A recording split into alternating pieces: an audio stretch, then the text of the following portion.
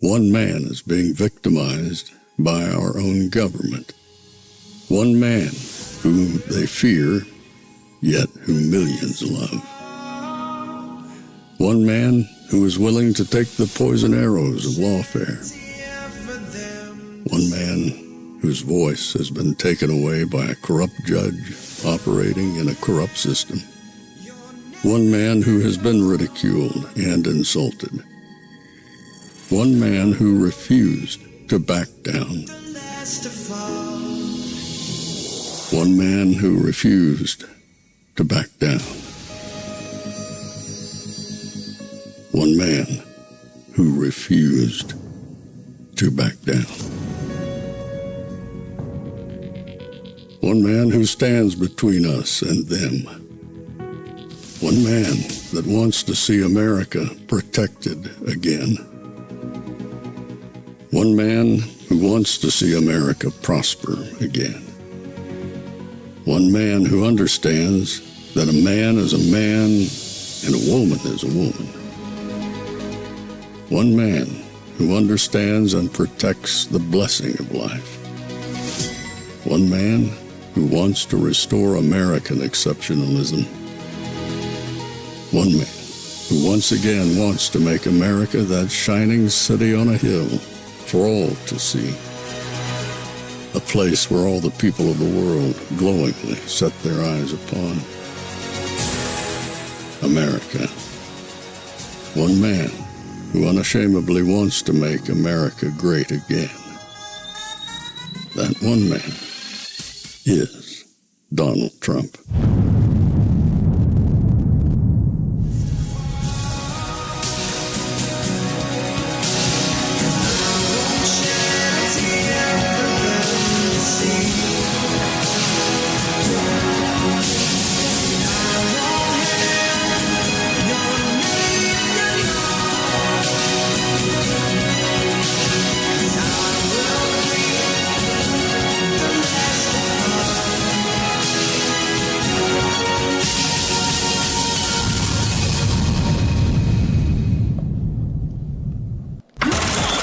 This is Fanfare with Barry Cunningham.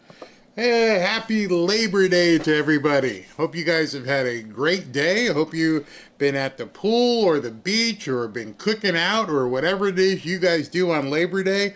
I hope it was fantastic. I hope it started last night better than mine started last night. My beloved Notre Dame Fighting Irish fought well. They fought, but they succumbed to the Miami Hurricane. So the boys from the Midwest just weren't ready for this South Florida heat. I mean, by the second quarter, my boys were gassed. I mean, sucking for air because it was so hot and humid down here. But it happens. It's football. And thankfully, from now until February, every single weekend, there will be football. Love it, love it, love it. So I hope you guys are doing okay. Labor Day is going well for you. I've had a great day with the wife and the two little ones, so we're doing well. But I wanted to talk a second. I don't want to spend a lot of time on it, but I want to talk to you about Labor Day. Labor Day means a lot of things to a lot of different people, but it should be all-encompassing. For every single person who toils, for every single person who endeavors to do better in life, this is a day for anybody that works, runs a business, does anything creative. This is the all-encompassing day for Americans. But like I'm going to show you today, the Democrats don't really give a crap about all Americans. In fact, I don't know if they give a crap about Americans. I want to show you something that Barack Obama put out today. Labor Day is a chance to celebrate America's workers and the labor unions who have fought so hard for them. But at a time when AI is threatening to disrupt or even eliminate entire categories of jobs, it's also important to think about how we can embrace new technology without losing the purpose and dignity that comes with work.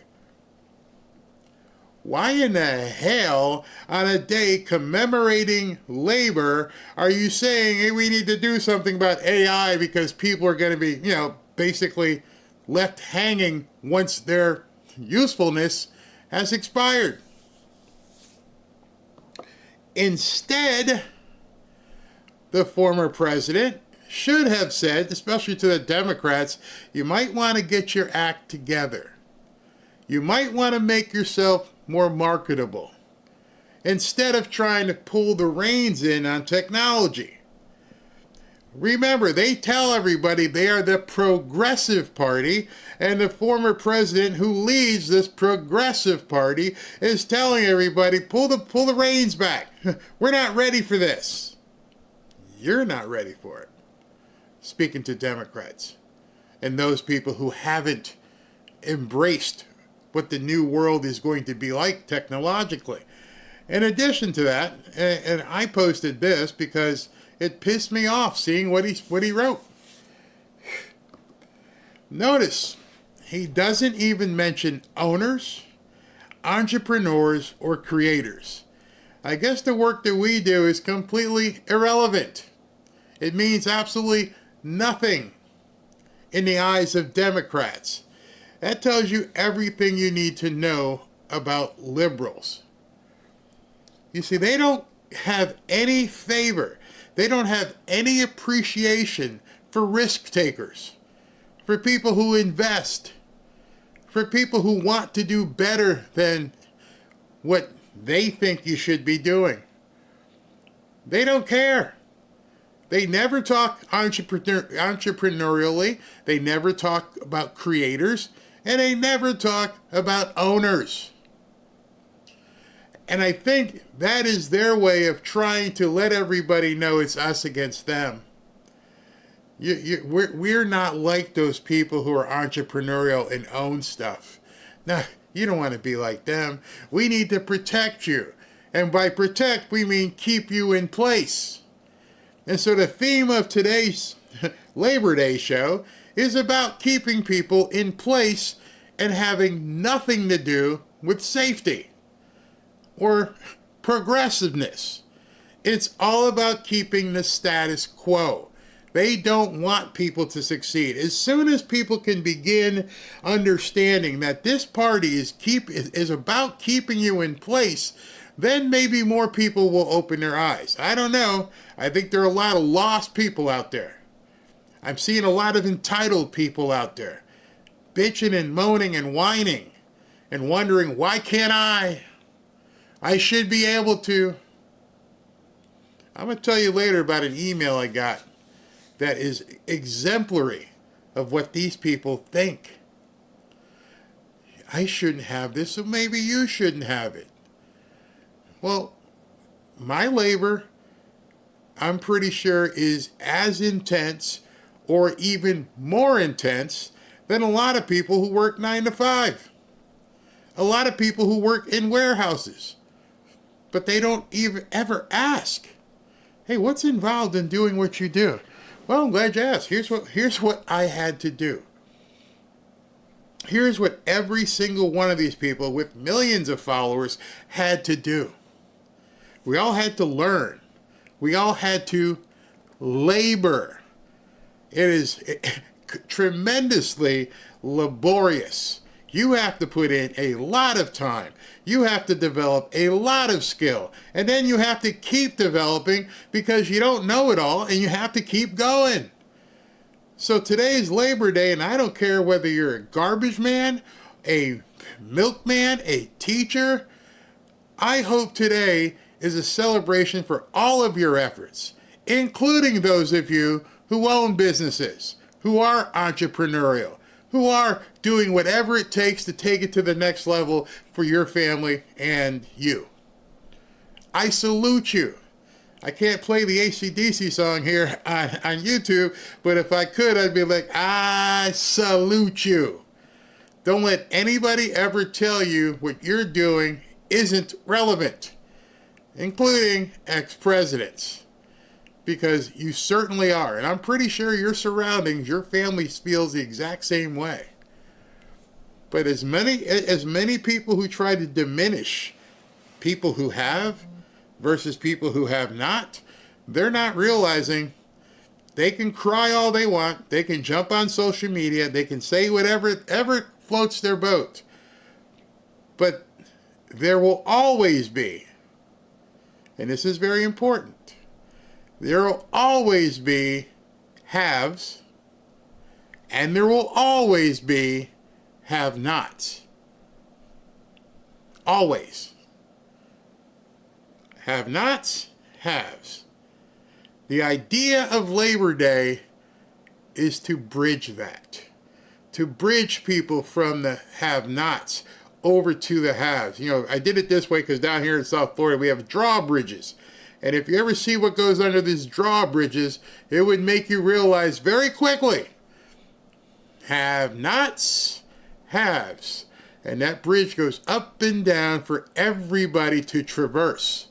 There is nobody who says, hey, you people over here should never go over to this side. I want you to think of this metaphor and burn it in your brains. There are going to be have-nots. There is nothing we can do about that. That is what this country is all about. And there is going to be haves. And there's always going to be haves. And that's what this country is all about. But what this country is mostly about is the ability for anybody to traverse that bridge. To go from have-nots over to the land of haves. Whether these people want to admit it or not. So, take that with you. Hope you're having a great Labor Day. We're going to talk more about that later. Yeah, we are. All right, so today was fun. Today, the libnuts are out there screaming about Chicago. And I told you, come Tuesday, today's only Monday, tomorrow we'll have the final tally, but it indeed has grown. Been following some breaking news this morning.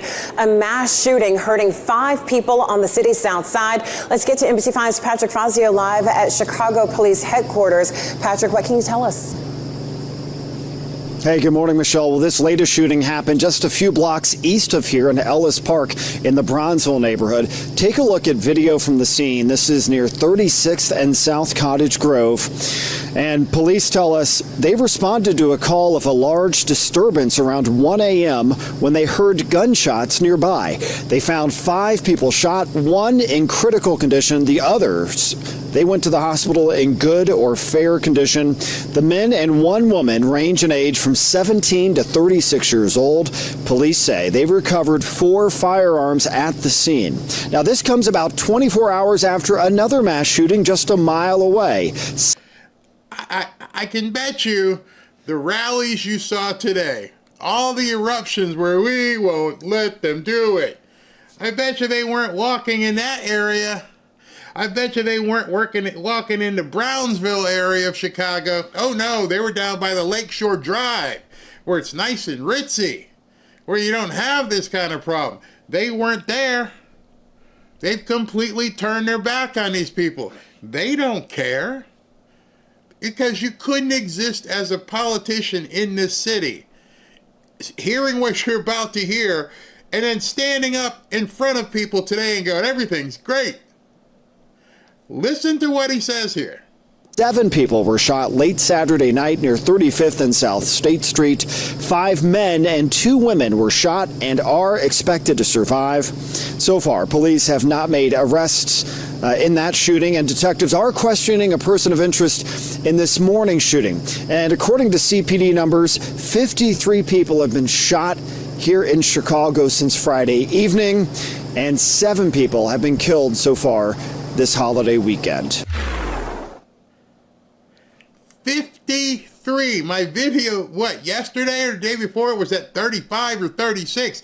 53 people have been shot in Chicago, while on the very same day, while that guy's standing out there doing a news report, Brandon Johnson's out there riding a bike saying, hey, it's going to be great. Oh my gosh, you can't see. This city is so good. 7 dead, 53 shot, while the very same mayor, the very same person, is standing at a rally saying, we don't want Trump here.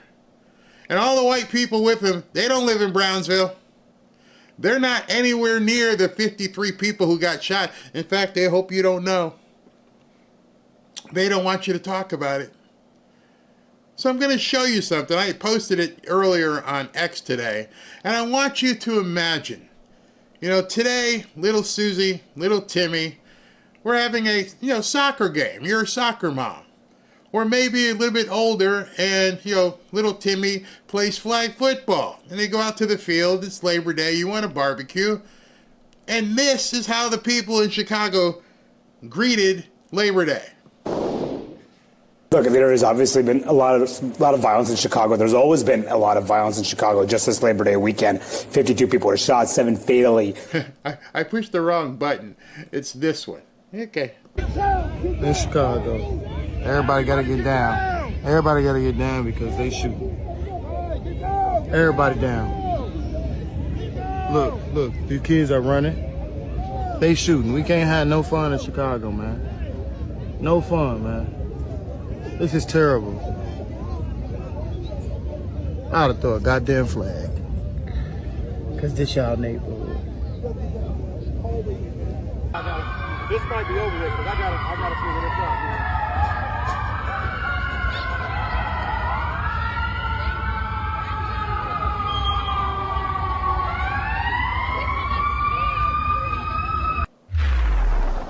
But there's nobody protesting there. They're out there on a Saturday afternoon, or actually what's today? Today's a Monday afternoon, getting ready to have some barbecue and let the little ones go out there and play soccer or football. All right, so everybody here ready? Okay, we're going to have a couple games today. You guys are going to have some fun. But, oh no, we can't have this fun now. We got to dive, hit the dirt, and hope that we'll go ahead and make it. And here's a guy who's a referee, and he's like, yeah, what are we supposed to do with this stuff? How are you supposed to act? And I want you to empathize. I want to put you to put on his sneakers, his cleats, wherever you live, and say, wait a second, I can't even have little Timmy and Susie out there playing soccer? Nope. Not without making sure everything's, hit the dirt. Hit the dirt. Get down. And what I found the most interesting about that video, I don't know if you guys thought it as well, but one of the most interesting things about that video is he's on the ground. Everybody out there is running or already on the ground. And he takes his phone out and shoots a video.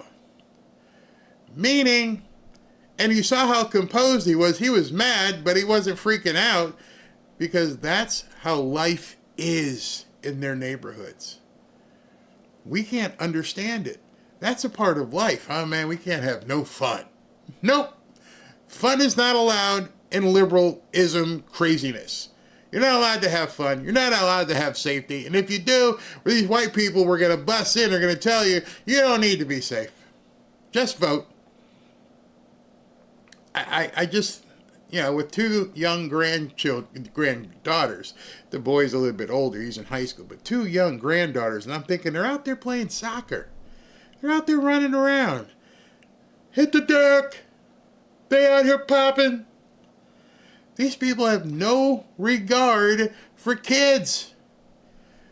Whatever I need to do, whatever drug deal I'm doing, whatever, you piss me off, you disrespect me, pow. And I'm pretty sure most of you don't live that way. And it's hard for you to imagine. Yeah, this morning I was watching my little grandson play t-ball or whatever. And it never dawned on you that, hey man, people might start popping off here. This is how they live. And their mayor is over with the rich white people saying we can't let Trump into town. Meanwhile, the news people are like, hey, we've had 53 people pop so far this weekend. 7 of them are dead. But it's a great place to live, isn't it? No, not if you're black. And then, of course, this is where it gets really interesting. I want you to listen to the news and how they twist this. And as you're listening, and I'm thinking, they are telling you, they are going to tell you, we don't care. We don't care who dies. We don't care anything about who gets shot. We got one focus here. Look, there has obviously been a lot of violence in Chicago. There's always been a lot of violence in Chicago. Just this Labor Day weekend, 52 people. Wait. Did you see how he mowed through that? I had to clip it and I went back. Wait. How did you yada through that? Oh, there's always been a lot of violence in Chicago. That's not what the mayor said. That's not what any of your panelists say. There's always been a lot of violence in Chicago. Oh, so that's okay. We're just supposed to accept it. I don't even think he realized the words that came out of his mouth because it's so frequent, it's so accepted, the left doesn't care. There's always been a lot of violence in Chicago. Well, you're pretty much saying these people aren't doing the right thing. That's exactly what we all have said. Hey, why should these people have to live this way? Oh, it's always been that way. Well, fix it. 7 fatally in Labor Day weekend violence, that is according to the police. And the mayor, as we reported here, signed this order affirming the Chicago police will not collaborate with federal agents on these law enforcement activities. Is this a risk for the Democrats in charge here of Chicago? Well, Mayor... I'm sorry, did I go into the Twilight Zone? Did you just read a headline that said 52 people got shot, 7 of which are dead, and your question was, is this a risk for the Democrat Party? First you said, that's how it's dangerous. Then you said 53 people got shot. And then your question, the very first question was, is this a risk for the Democrat Party? You missed the plot, bro. You completely missed the plot. And the people sitting, you're going to hear, they completely missed the plot. And I'm like, excuse me, I don't give a shit about the Democrat Party. I want to wake up tomorrow. I want to know my kids can go play. I want to know that as I'm sitting here watching television, that a bullet's not going to come through the window. And what is the media worried about? The Democrat Party. And I'm thinking to myself, whoever scripted this, whoever put the stuff on the teleprompter to read and hand them completely missed it. And I'm hoping black, white, Hispanic, I don't care who you are. If you heard that pivot and that didn't piss you off, then you really don't care about people. People yelled at me because they think I don't care about homeless. At least I didn't say, hey, I don't know how it's going to affect the Republican Party, all these homeless people. That should be criminal. A media person just said, hey, how's it going to affect us when we try to, vote? Johnson is in a tough position. Chicago voters did elect him, though. So previously, Mayor Lightfoot, you could argue, was to the right of Mayor Johnson, and they still made a selection for this progressive mayor. And listen. Ma'am, did you just hear him say 53 people got shot and 7 are dead? And you're talking about voting? This is you guys won't believe this. I may not need to cut in anymore. This is the most absurd thing I've ever seen on CNN. Bar none. Hey, all these people got shot and some are dead, but yeah, let's talk about the voting.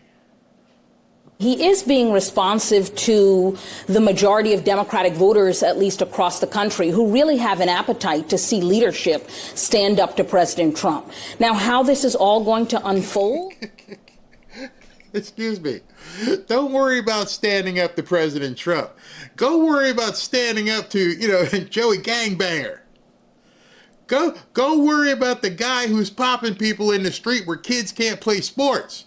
Forget Trump. That's not your enemy. This is. And as a black woman speaking, I'm like, oh my God, they are so out of touch. They're absolutely delusional.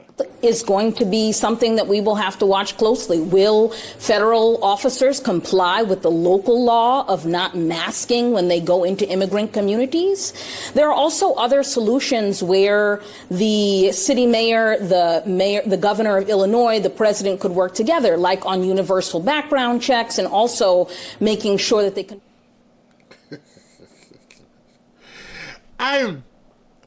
Now, I was going to say I'm pretty sure. I will say I'm 100% sure I will say I'm 200% sure. If I was playing poker, I'd have to push all my chips in right now. Because I am 150% sure that Shaniqua's baby daddy, who's wasting people in Chicago, could give two craps about your background checks.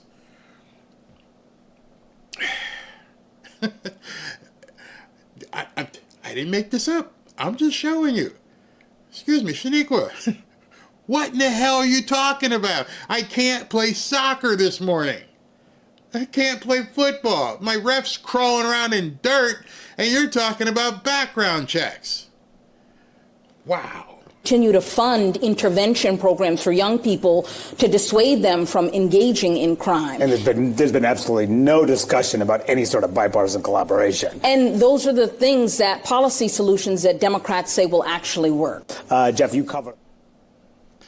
I don't know, but I remember being young and putting my hand on a stove and it would burn, and I realized what heat can do to you. You're telling me we got some different kind of programs and solutions.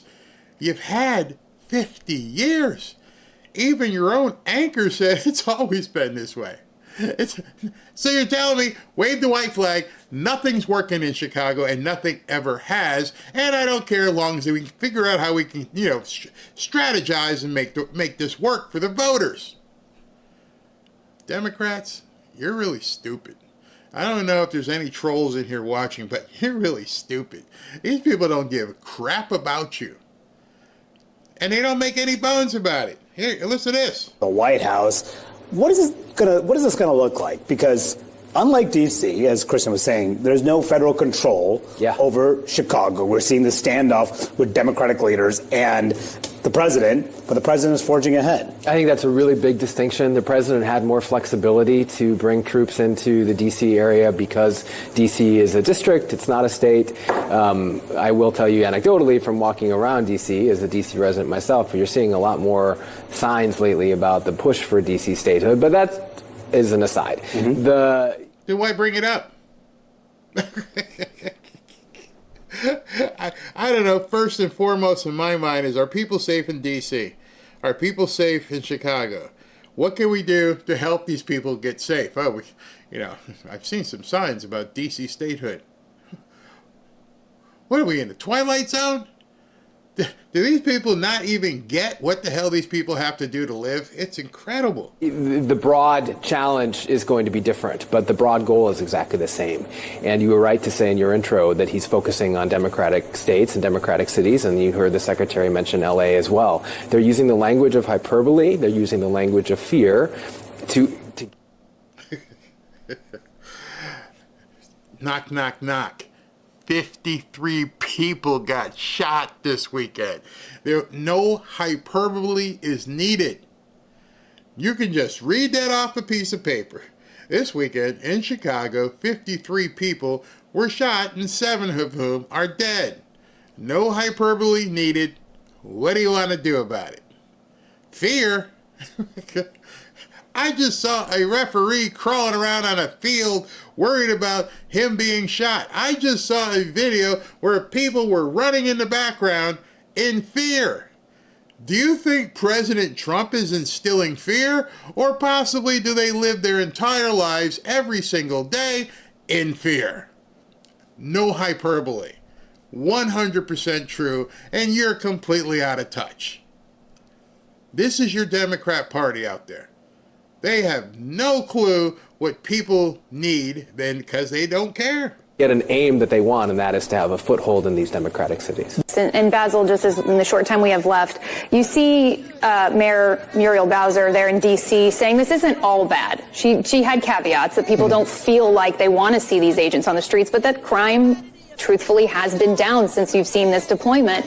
So for Democrats, how do they make this a winning issue for them when clearly Americans feel? When I do my research, today was one of the easy ones. I'm like, Robin, let's go get in the pool because this is too easy. How do they make this a winning issue?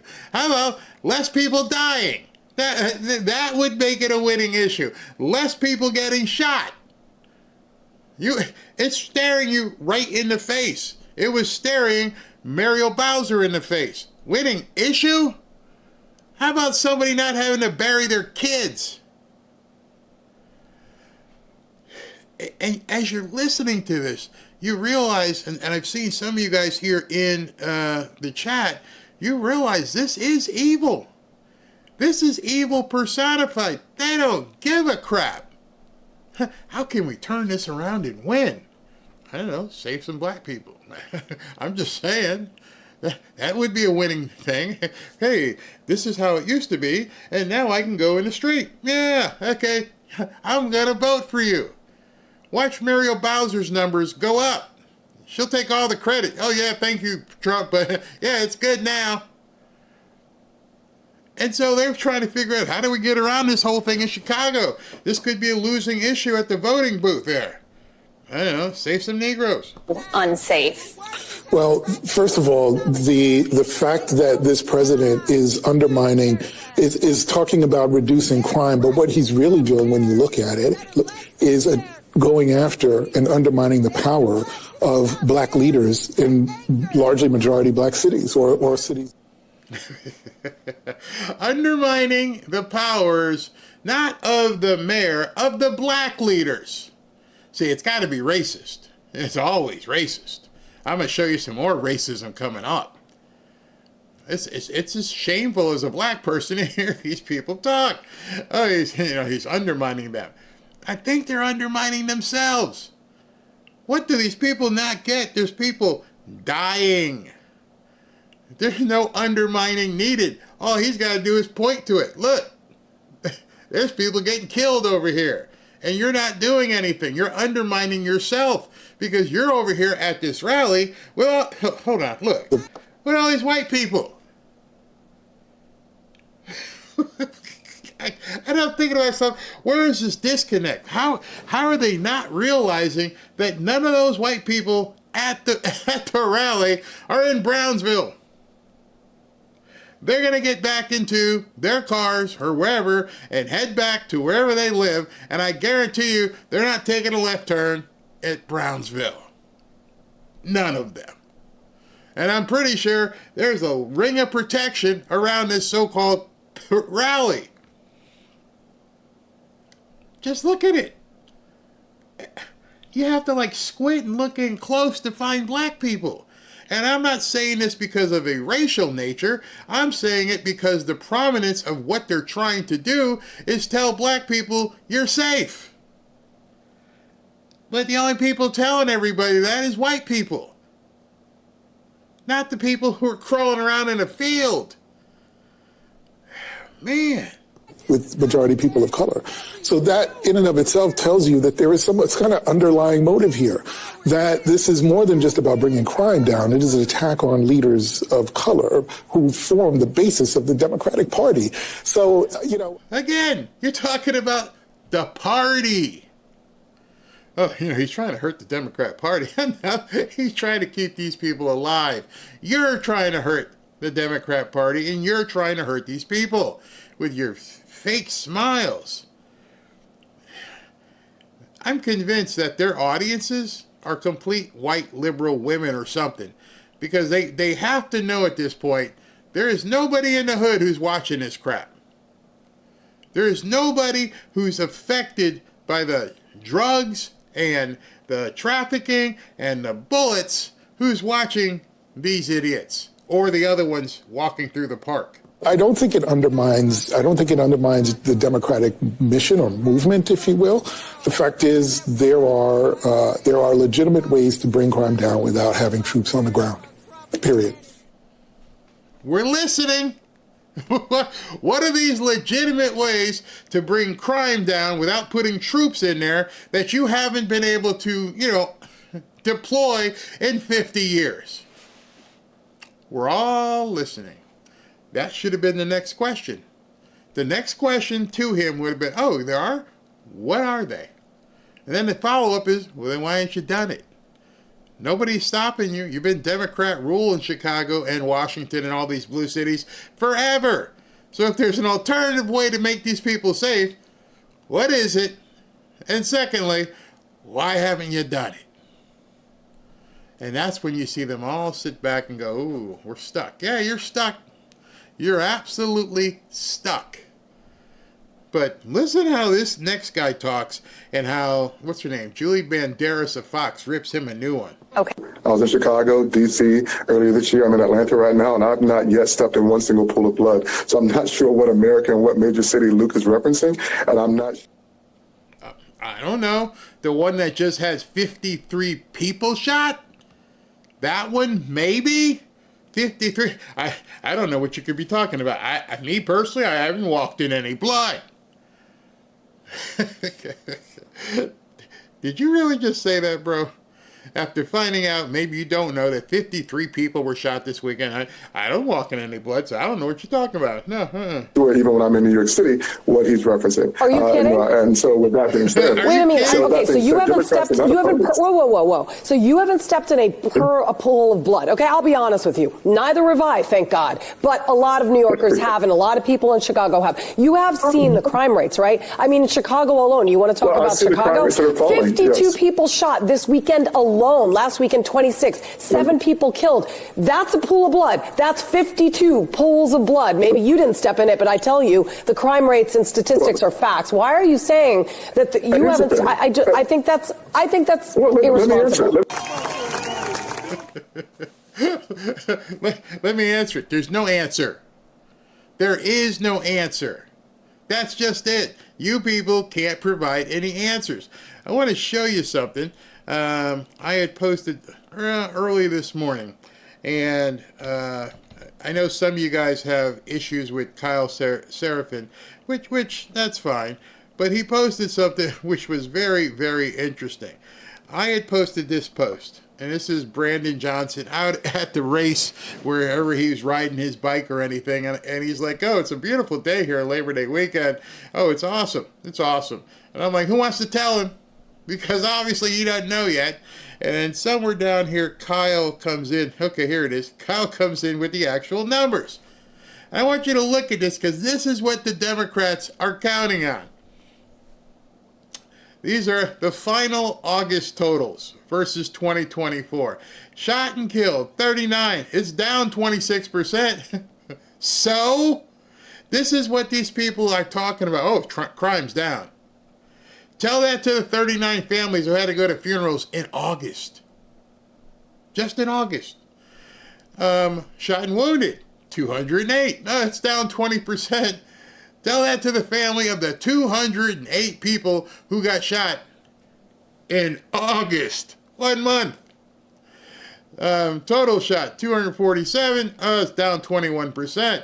Total homicides, 43, down 26%. You guys are doing fantastic compared to yourself. But then it all goes away. This is last week. Shot and killed 11 people last week. That's up 38%. Shot and wounded, up 5%. Total shot, 50, up 11%. Total homicides, 13, up 63%. Facts don't lie. and these people are out there. I mean, here are the nuts. The nuts are...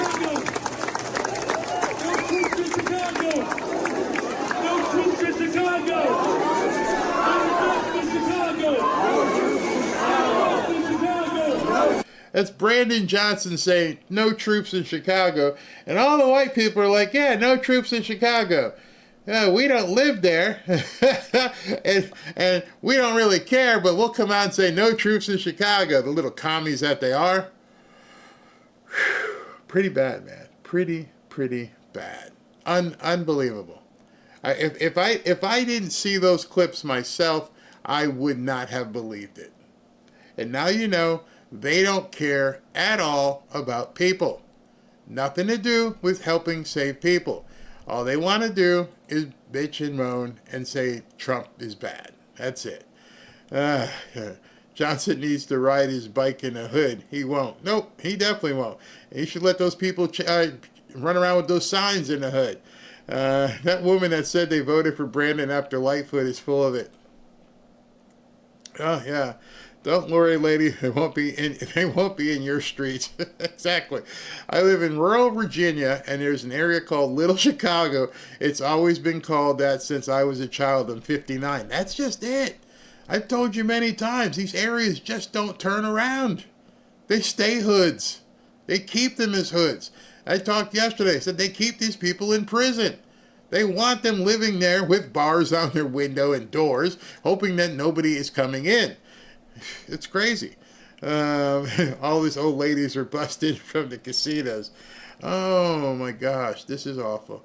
Alan says, my young cousin was shot and killed just riding his skateboard. Sorry to hear that, man. Sorry to hear that. That's crazy. Those protests are too white. They won't go to the hood because they won't make it. Nope, they won't. Yes, there's, what's this? Yes, there's 3 of me. I don't know what that means. Hold on, let me see what this is. Brandon Johnson is calling for a civil war. Not so many words if Trump tries to send in troops.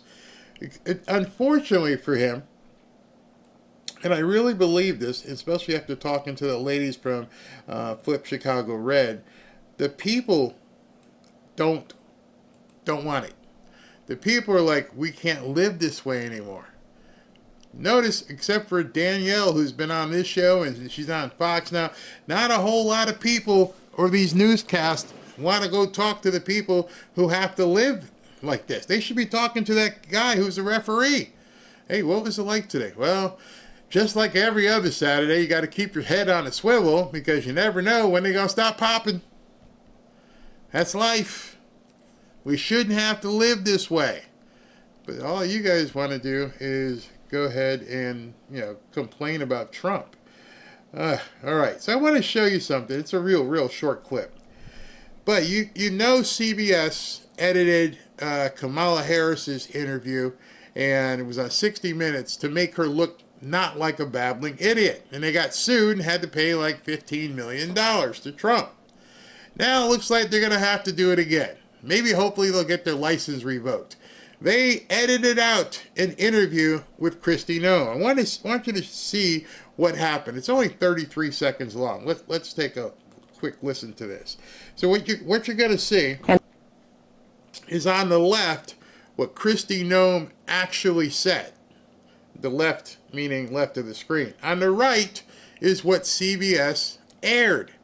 And when you see the picture on the right stop, that's where they cut it. Everything after, when it turns gray, is what they did to not let people hear what the Secretary of Homeland Security had to say. The one thing that we will continue to do is to make sure that he doesn't walk free in the United States of America.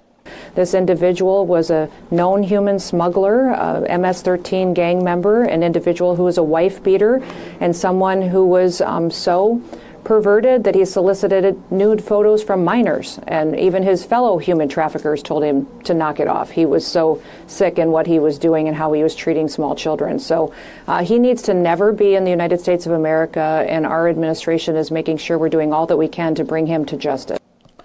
Almost half of her answer to that question was cut. They didn't want anybody hearing what the Maryland man was really like. They didn't want people to know that he's beat up his wife and he was messing around with kids. Oh no, we can't let that out. That breaks the narrative. So they actually cut it and went to another segment. So when you saw the gray side, while she was still talking, that was the entirety of the answer. They clipped it so they didn't have to show it. This is what our media has been doing, talking about people in Chicago as if they're just voters. We don't care whether they live or die. We'll make some more. We'll bring them in from wherever. And clipping stuff so that the administration, which I still don't know why they even go on these shows, they just cut it. They just cut it out. Whoever watched it and didn't go on X didn't realize that CBS lied again. I'm going to save that clip until Brandon Carr gets back here. He's coming in for an interview, and I want to show that to him. So let me take a shot here. Let me take a moment here and show you what Trump has been up to. Wow, Muriel Bowser has become very popular because she worked with me and my great people in bringing crime down to virtually nothing. Her statements and actions were positive instead of others like Pritzker, Westmore, Newsom, and the 5% approval rated mayor of Chicago, who spend all of their time trying to justify violent crime instead of working with us to completely eliminate it, which we would have done in Washington. Now a crime-free zone. Wouldn't it be nice to say that about Chicago?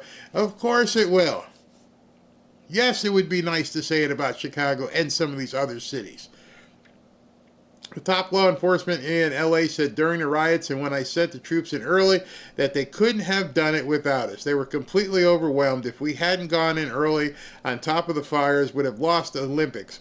Congratulations to Muriel Bowser, but don't go woke on us, DC. It's a giant victory that never has to end. This is where the politics comes in. They're realizing at this point they lost Washington, D.C. I'm not saying Trump is going to win or any Republican is going to win Washington, D.C. Maybe they can if they fix the voting and now they get out all the newcomers. Maybe that's part of the thing that they're completely worried about. Could be. Could definitely be. I also wanted to show you this. You guys know that Rudy got in a car accident yesterday. Pretty bad one. And President Trump, as President of the United States, I am pleased to announce that Rudy, the greatest mayor in the history of New York City and an equally great American patriot, will receive the Presidential Medal of Freedom, our country's highest civilian honor. Details as to time and place to follow. Thank you for your attention to this matter. Make America great again. All right, so he's going to get Rudy the Medal of Freedom, which I think is awesome.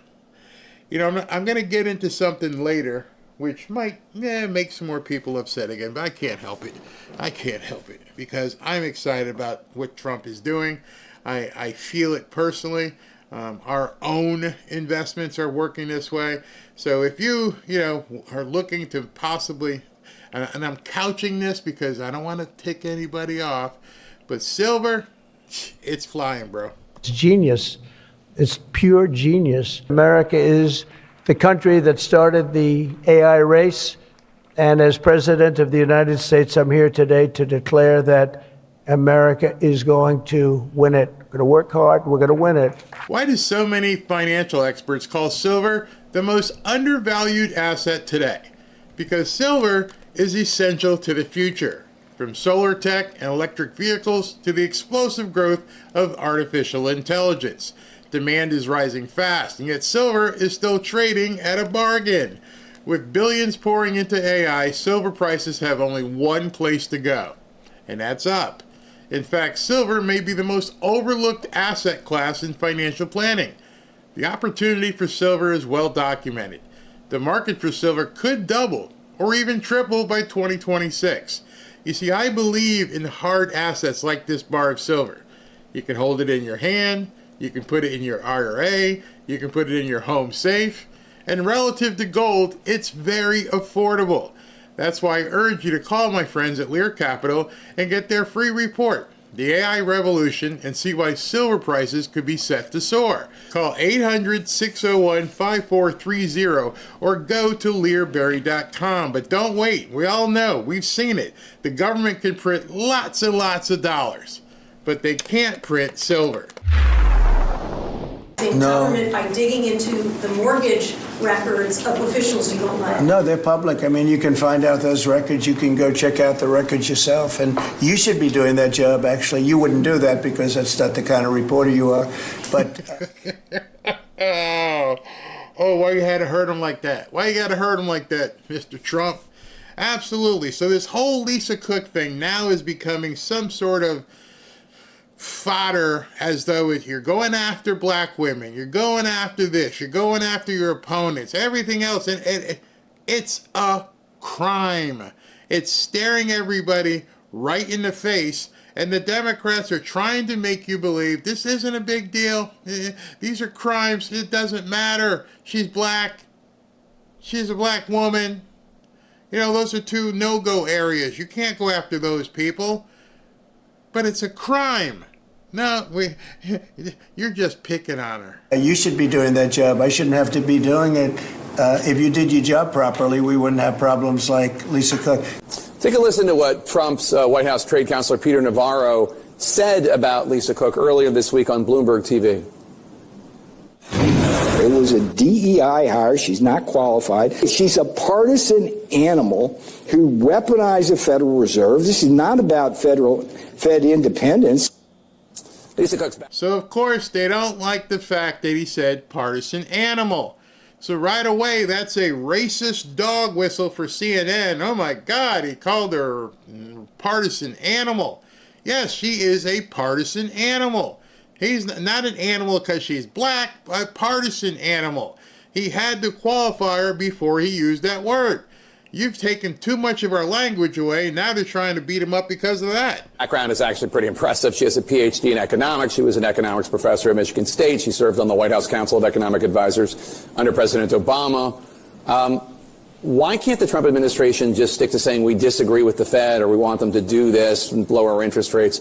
Why dig up these really ugly attacks like calling her a partisan animal or a DEI hire? Did you hear the word crime in there at all? Did you hear the word fraud in there at all? This is the remaking of Lisa Cook as you're watching it. You see, she's not DEI. She's not a partisan animal. Is she a crook? We're not even going to talk about that. No, can't talk about that. Did she break the law, Jake?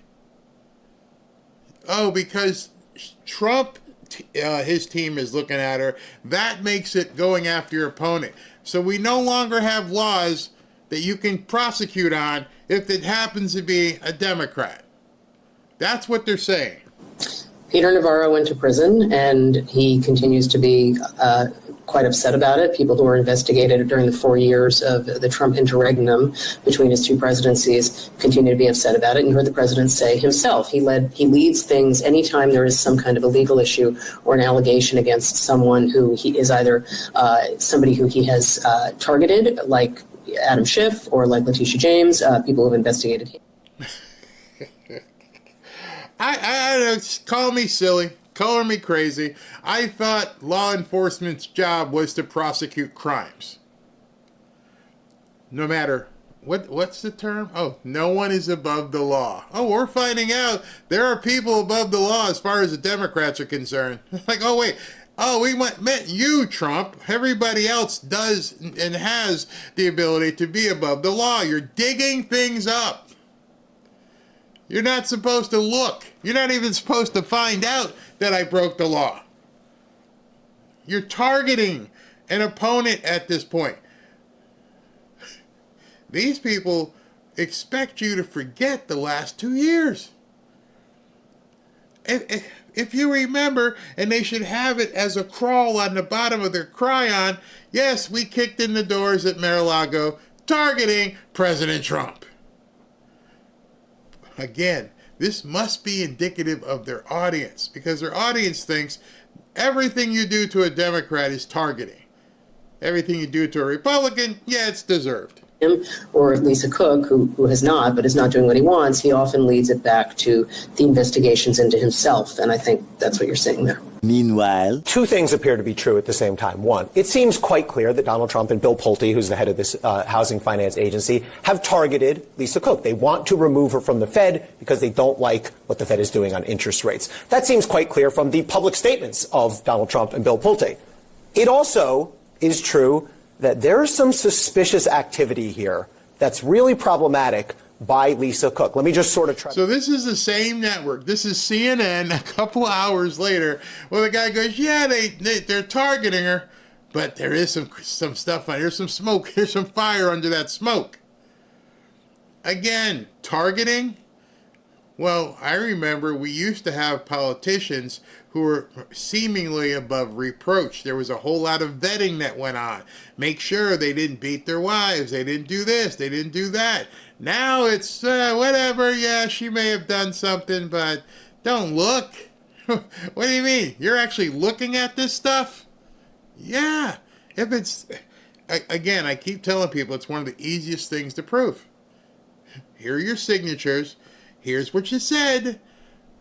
You by everybody's, admission, even Jake Tapper, oh, she's a PhD. She works on the Federal Reserve. So you're inclined to believe that somebody with that stature, which you people have pumped up, would know you can't do this. Jake didn't even admit it. Now this he's talking about it. Bottom line it. There's 3 properties, okay? Within a 2-week stretch, she gets a mortgage on a place in Michigan and says that's her principal residence. 2 weeks later, she gets a mortgage on a place in Atlanta in Georgia and says that's her primary residence. And now there's All right, so here's my real estate hat coming on. All right.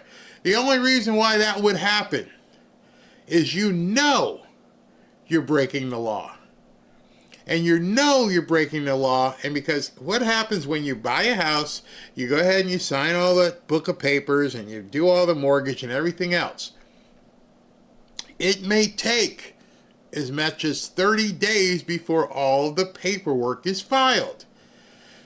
So if you're hurrying to get that second house bought, it's because, and there's only one reason, we need to get this one recorded before the other ones before they check and it shows up.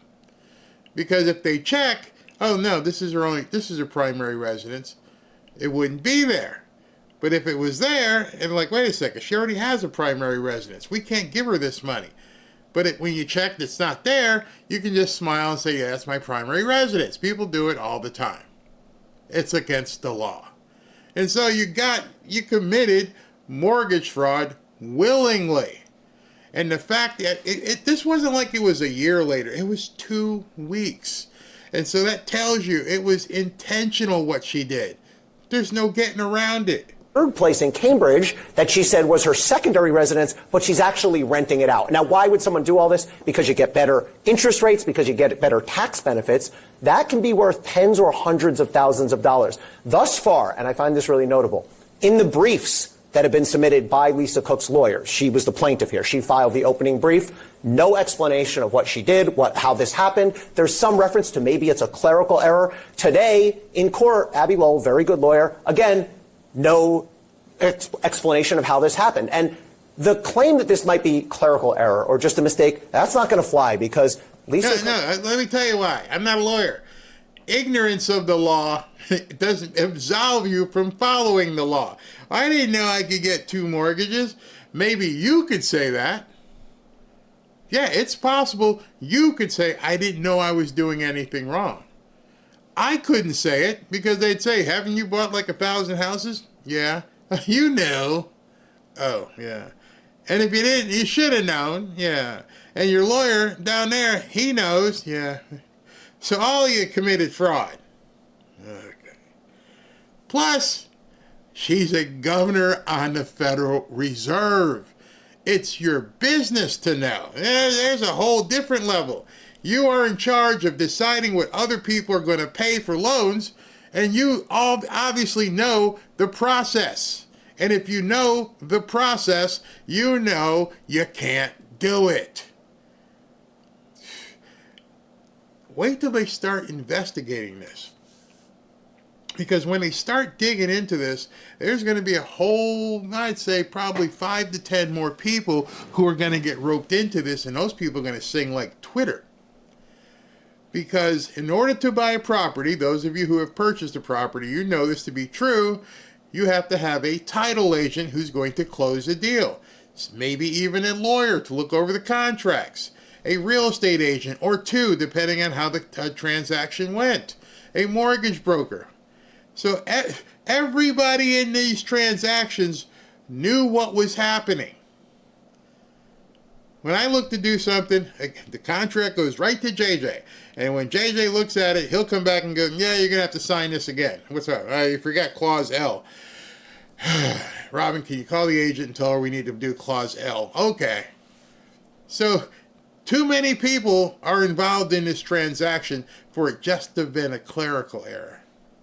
And for them to try and say it's a clerical error means they're trying to blame it on the title agent or the real estate agent, not the person who signed their name. They're trying to put it all on somebody else. It's not going to work. You're a governor on the board of Federal Reserve. It is your business to make sure these numbers are correct. It is your business to make sure your signature and all the documentation is in fact correct.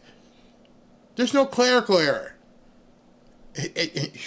There's no way she can use that as a defense. Is one of the most established, accomplished financial and economic experts in this country. And this is not just like any old person. Look, when you do a mortgage, there's all sorts of paperwork flying and terms, and maybe you can get confused or lost. I don't know if you're going to buy that from Lisa Cook. But the bottom line question, as Caitlin just said, is who has to show what here? I think that the allegations on their face could be enough for a judge to say, look, I'm going to defer to the president on cause. And so they found a judge who said, no, you can't do it. No, you can't do it. Of course they found a judge, but that's not going to work because they're going to go after her even harder now. So you might have gotten a little reprieve because you got this idiot judge who's now exposed herself as being a complete moron, but it's right there. And now I want him to put her in jail. Go all the way at this point. Don't show her any mercy. Trump doesn't just have the legal right to remove Lisa Cook for cause. Of course, she committed fraud. But the most important thing was to address these allegations from Cook and her filing that not being able to remove her would actually protect the financial markets. And that's preposterous. Think about this for a second, Charles. The Federal Reserve governors like Lisa Cook have to go out and stop mortgage fraud. They have to protect our financial institutions. They have to conduct regulatory and stress tests at small and large banks across the country.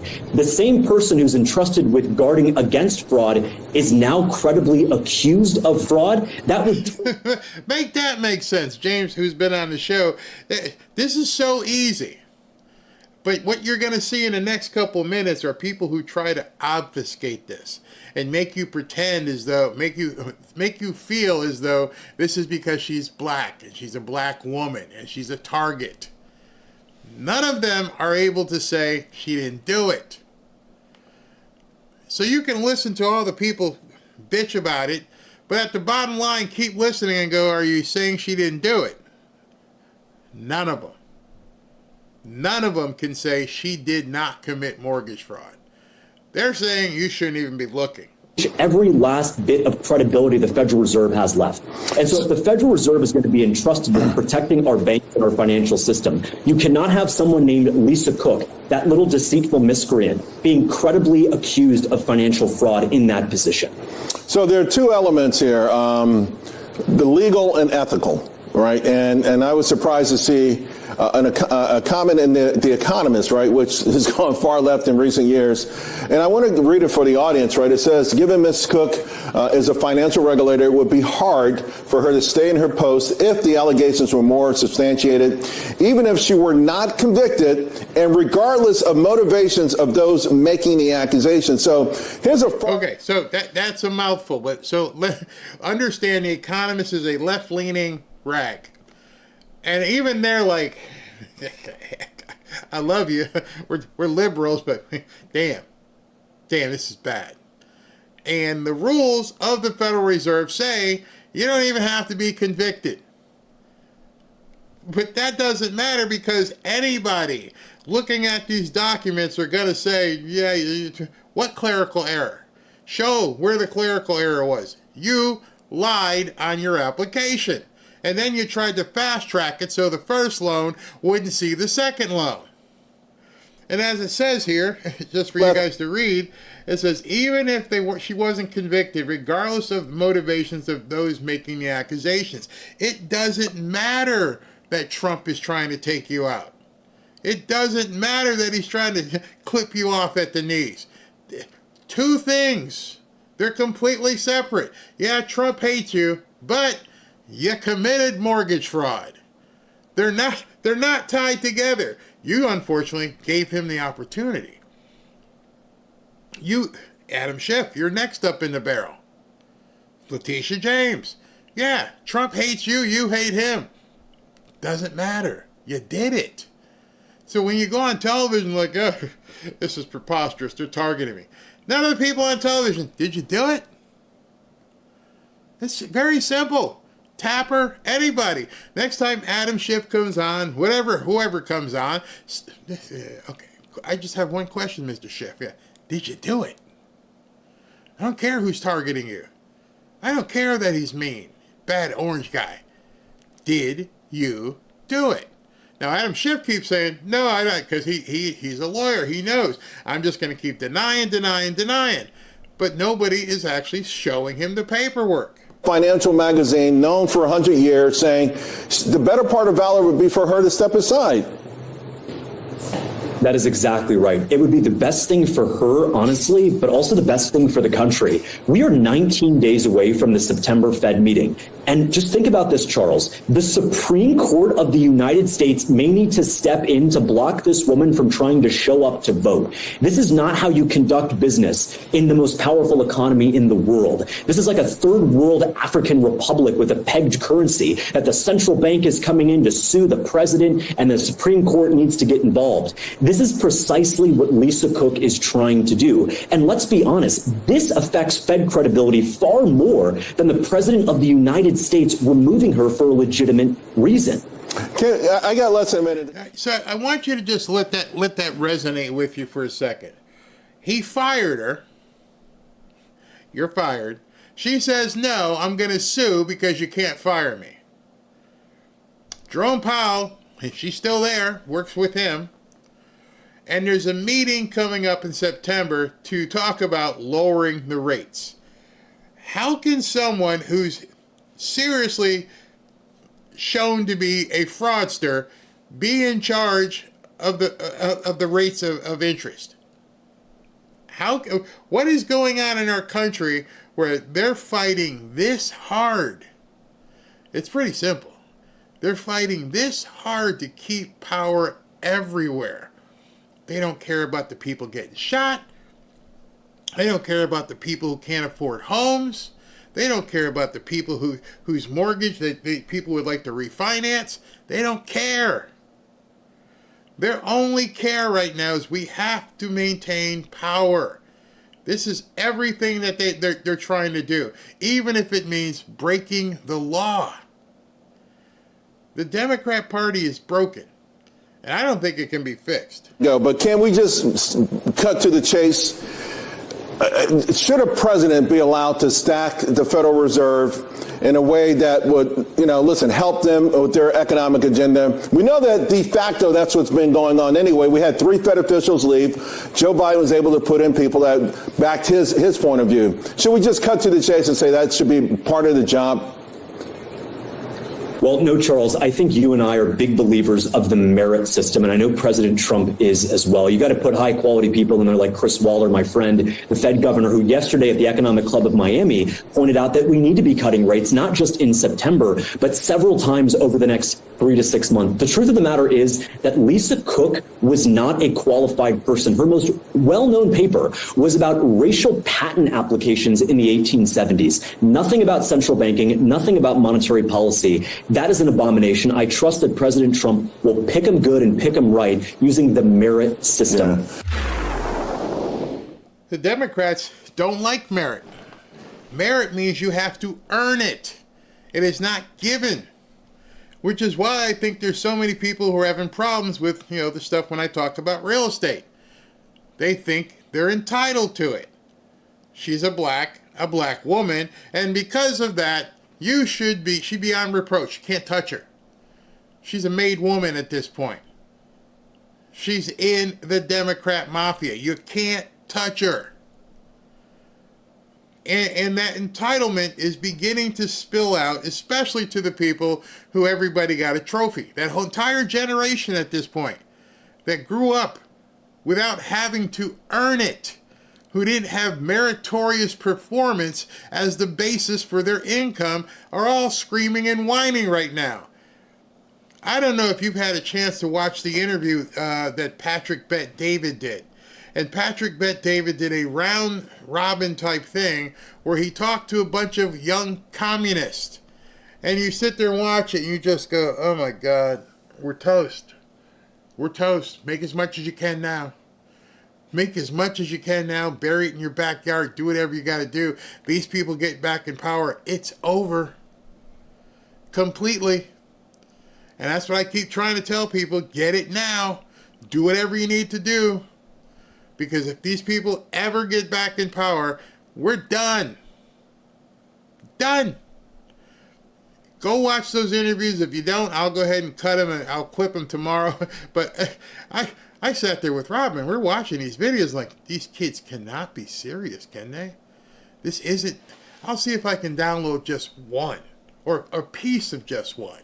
And you'll hear that and you're like, this is insane. And I said, and I told somebody today, I'm like, I'm seeing it in my chat. There are people, well, let me save that till later. But let's talk about what Mrs. Lisa Cook real quick here. How do you know she's in real trouble? When they do this.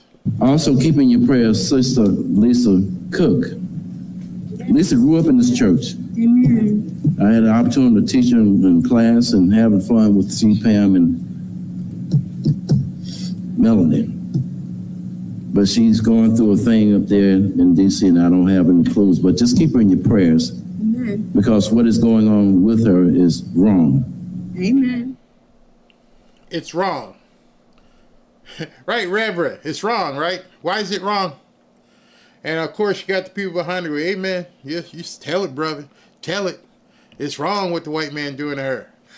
Amen. Our commander-in-chief thinks it's all right to bully and to pick on individuals. In fact, just last week, I was talking with a colleague who lives in California about Dr. Lisa Cook. And he said, you know what? Trump messed with the wrong one. Because she said she wasn't going to back down. I said, no. He had the right one because she had time that day. Because she understood, as we all should, that justice isn't based on who is in office, but rather based on what we internalize as values as believers. What?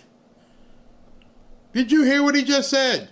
Justice isn't based on this. It's based on what we are been like, oh my God, no, there's laws. You don't get to determine what is and what isn't justice. Oh my God. And he's saying this in the pulpit. More. The president announced the firing of Lisa Cook. Do you know the name? Lisa Cook, black woman, governor of the board of the Federal Reserve. Brilliant sister with trumped up charges. Trumped up charges. What are those charges, Reverend? Oh, mortgage fraud. How are they trumped up? Because it's against the black woman. You can't touch the black woman.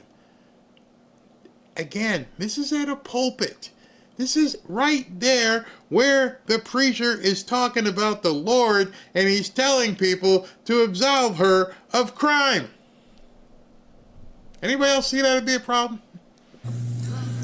Unvalidated. Black woman on the Federal Reserve. Of course, there's great angst with the Federal Reserve because it will not issue reports that favor the administration.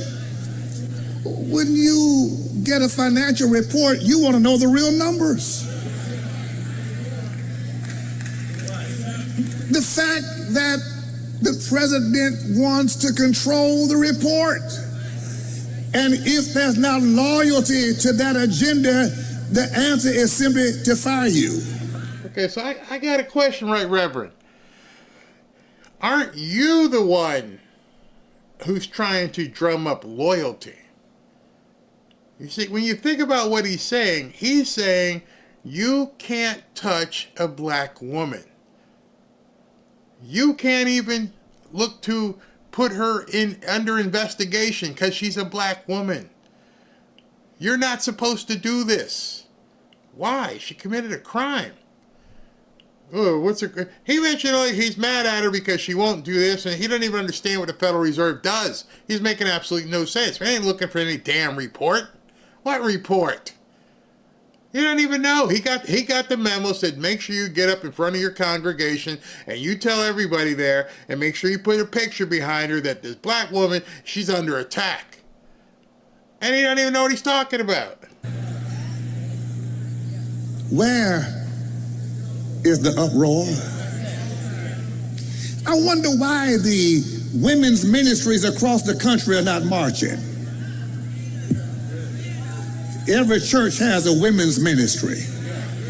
Y'all not talking back to me now. I wonder why all the sororities and the women's ministries and the first ladies of the conventions haven't held a press conference.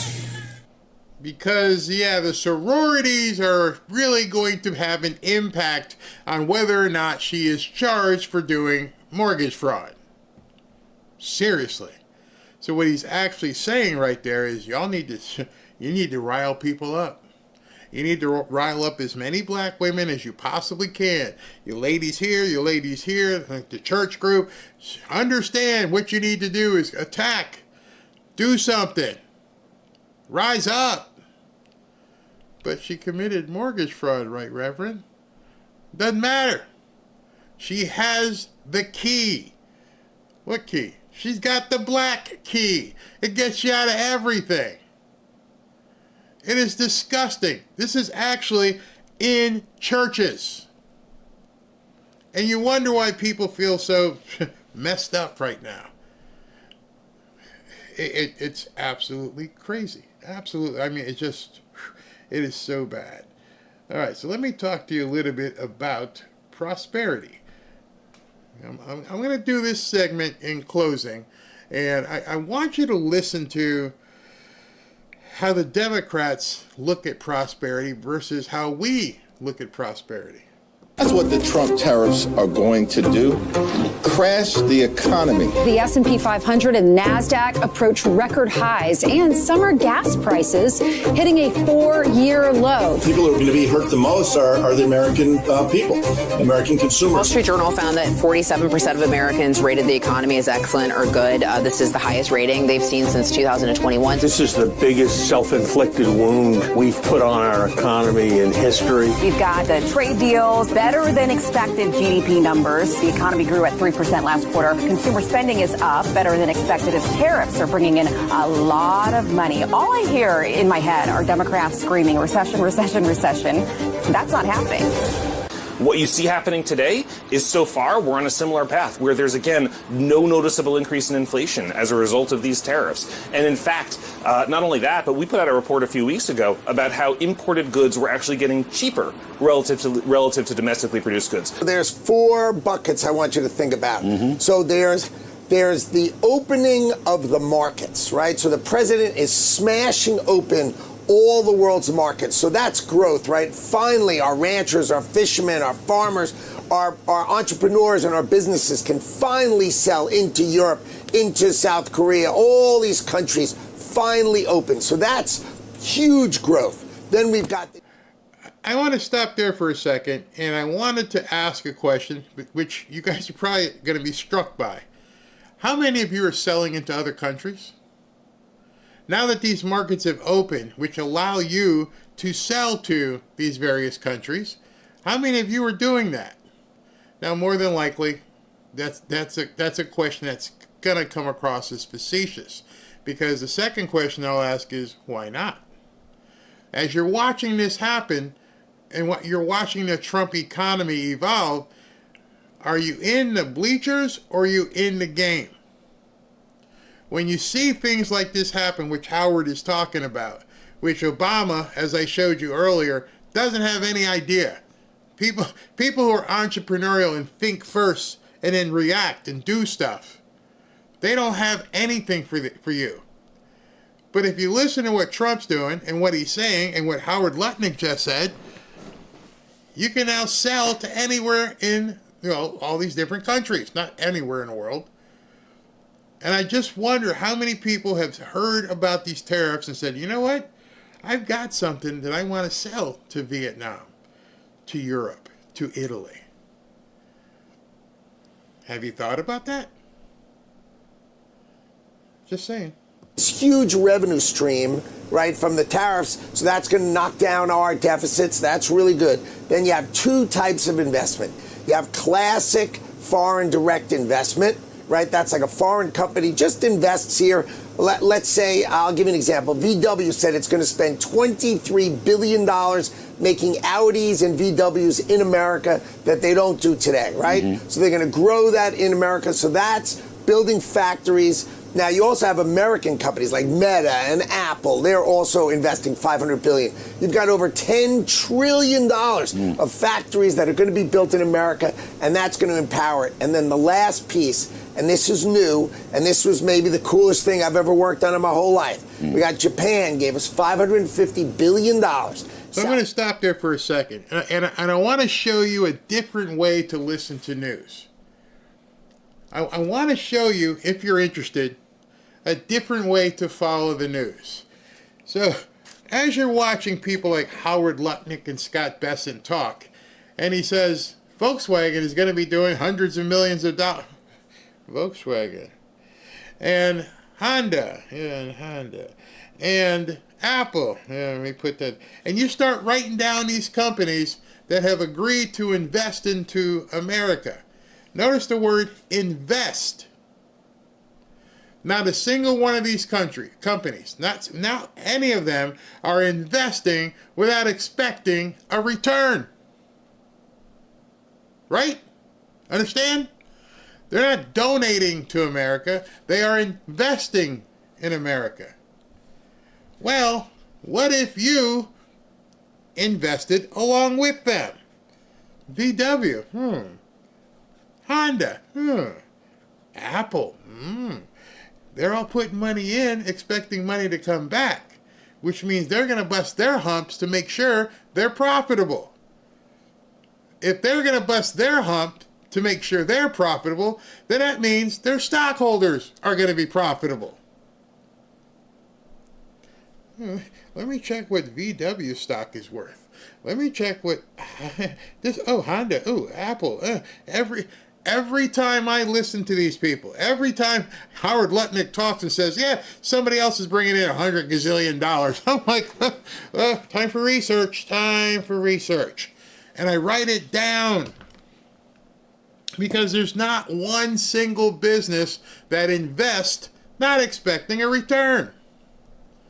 So let's say you owned Apple and you're going to drop $500 million into the United States. The reason you're dropping $500 million isn't because you like Trump or Howard Lutnick. You're like, yeah, we're going to make some money. So if they figure they can make money, you tagging along like, the pilot fish against the big whale, I'm like, well, maybe I should look at Apple, or maybe I should look at Honda, or maybe I should look at anything when you're seeing people make these kinds of moves. See, a lot of people think they're precluded from enjoying prosperity. They just don't know what to do. Nobody's telling them. As all these numbers are flying out of Howard Lutnick's mouth, I'm like, damn, hold on, Howie. Stop, pump your brakes. I got to find out what all this is happening. So as you hear these things, I'm not saying pull the trigger and right away do something. It goes into your research list. And you watch, it looks like it's dipping, but it's still on an upward trend. And, what's coming up in September? Again, I keep telling you what's happening in September. September, the Federal Reserve is going to probably lower rates. What's going to happen? Well, people will be able to get what? Car loans. How's that going to affect Honda and Volkswagen? People are going to start buying cars. You now know this, so I better watch this for the next couple of weeks then and see what happens. The information is being given to you. If you're sitting back and going, I can't, it's just stacked against me, it's rigged. I'm like, wait a minute, if it was rigged, they wouldn't tell us. They wouldn't tell you anything. Think about that. How's it rigged if you know? Just saying. Korea gave us $350. That's $900 billion into a national security and economic partner, fund, if you will, managed by Donald Trump, where America gets 90% of the profits. And these guys bought down their tariff by setting up this fund so Donald Trump can say, let's pay for that Alaska pipeline. Let's build nuclear, right? I'm sorry. Alaska pipeline? Let me get out the pads. You guys are going to be opening up an Alaska pipeline. Oh, when you doing that? I'm going to have to research when the Alaska pipeline is going to be open. The Alaska pipeline comes down, what's going to happen? Yeah, so I better research that. That goes on the list. All I'm doing right now is listening to what he's saying. Like, wait a second. Oh, stop, Howie. Alaska pipeline? Yeah. Okay. Build ships in America, and you're going to see us building ships in America, semiconductors in America, power. Ships. Oh, what are the American shipbuilding companies I need to be taking a look at? American ships. You see what I'm saying? It sounds funny, and I'm just saying this so you guys can see. But as this guy's talking in a 2-minute period, he gave you so much to research. Shipbuilding. They're going to start building ships? I didn't know we built ships. I didn't know who built ships in America. What kind of ships? That's where you got to start digging in, because everybody else says, the rich people have all the advantages. Really? Or do they have all the information? See, there's success is mostly made by what you do with information at your behest, what you can do with it. No, you're not going to, most of you won't go out and buy 1,000 shares of Apple. But you don't have to. You just start looking. Hey, okay, so I hear everything Howard is saying. I hear what Scott Besson is saying. And I understand what's happening in September. And I just start putting all these things together. And even if you don't pull the trigger on anything, if you just do it as a paper test and say, okay, let's pretend I bought Apple today. And then in September, see what happens and just do a paper. You don't have to, it doesn't cost you a dime. You just want to learn. Hey, is this how this works? Yeah, this is how it works. Absolutely. Power, energy, and power. You ain't seen nothing like drill, baby, drill when you give $900 billion to Donald Trump. Now that is going to be drill, baby, drill. See, I want to show you something. This is when people say stuff. Not ships, chips, freaking idiot. Should I rewind it and just embarrass you? He said ships and he said chips. He said American shipbuilding and he was talking about chips. Y'all too much, man. I'm serious. You know what?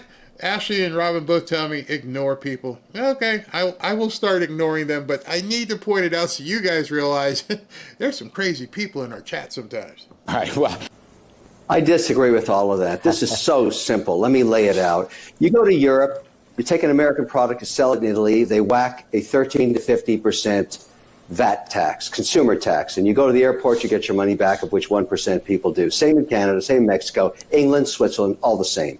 All that Trump has done, because we never had consumer taxes in the U.S., you can't get that through Congress, he calls it a tariff.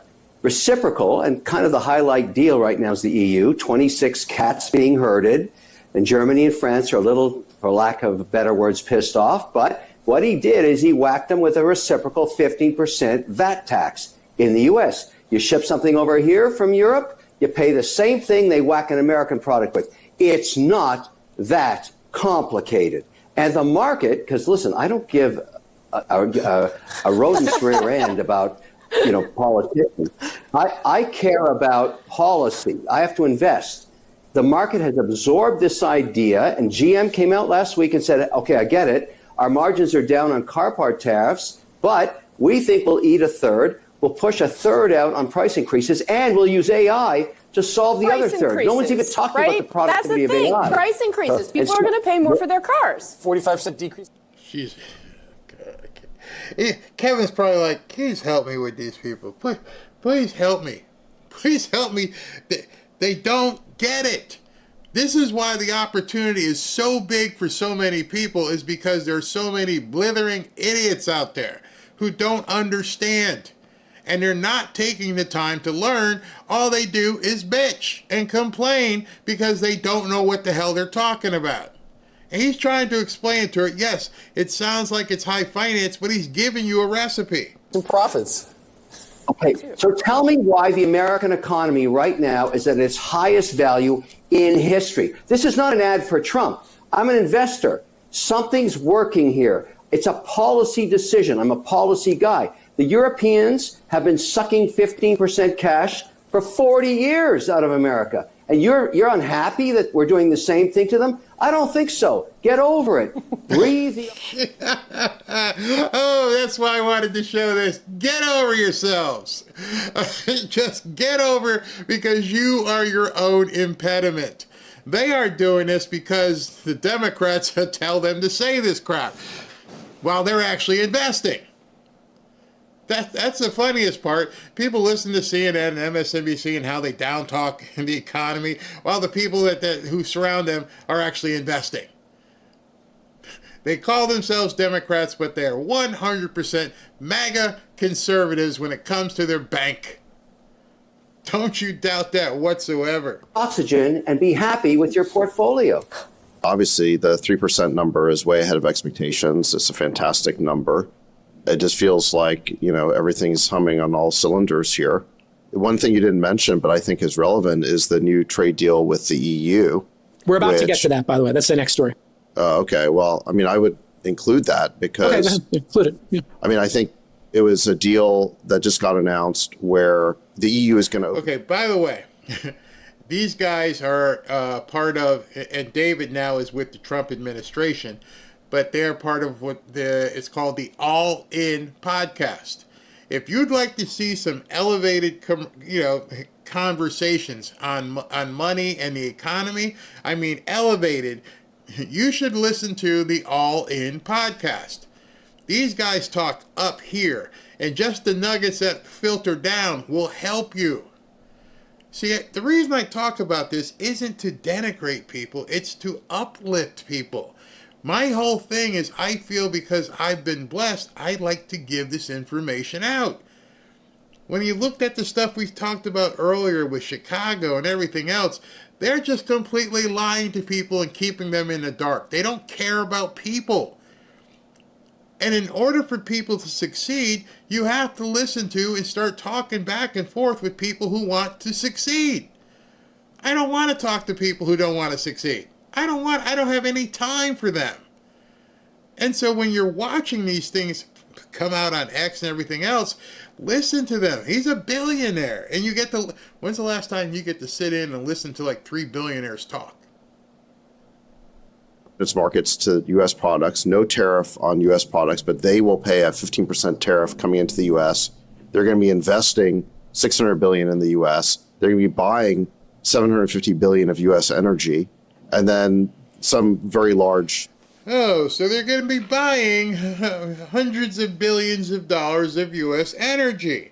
Okay, David, what kind of energy are they buying? Because I need to put that on my list to see how they're going to be buying all this stuff from America.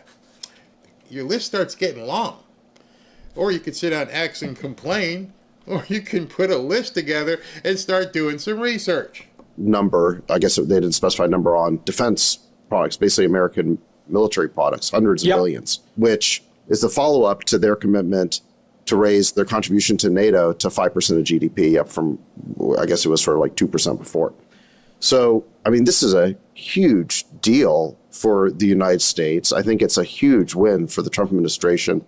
And the deal is so good that what I'm seeing from European sources on X, European publications, just commenters, is that they were like outraged. They felt like they got taken to the cleaners here. Good. And you see a lot of that on X by European side. A lot of the European leaders are saying that Ursula...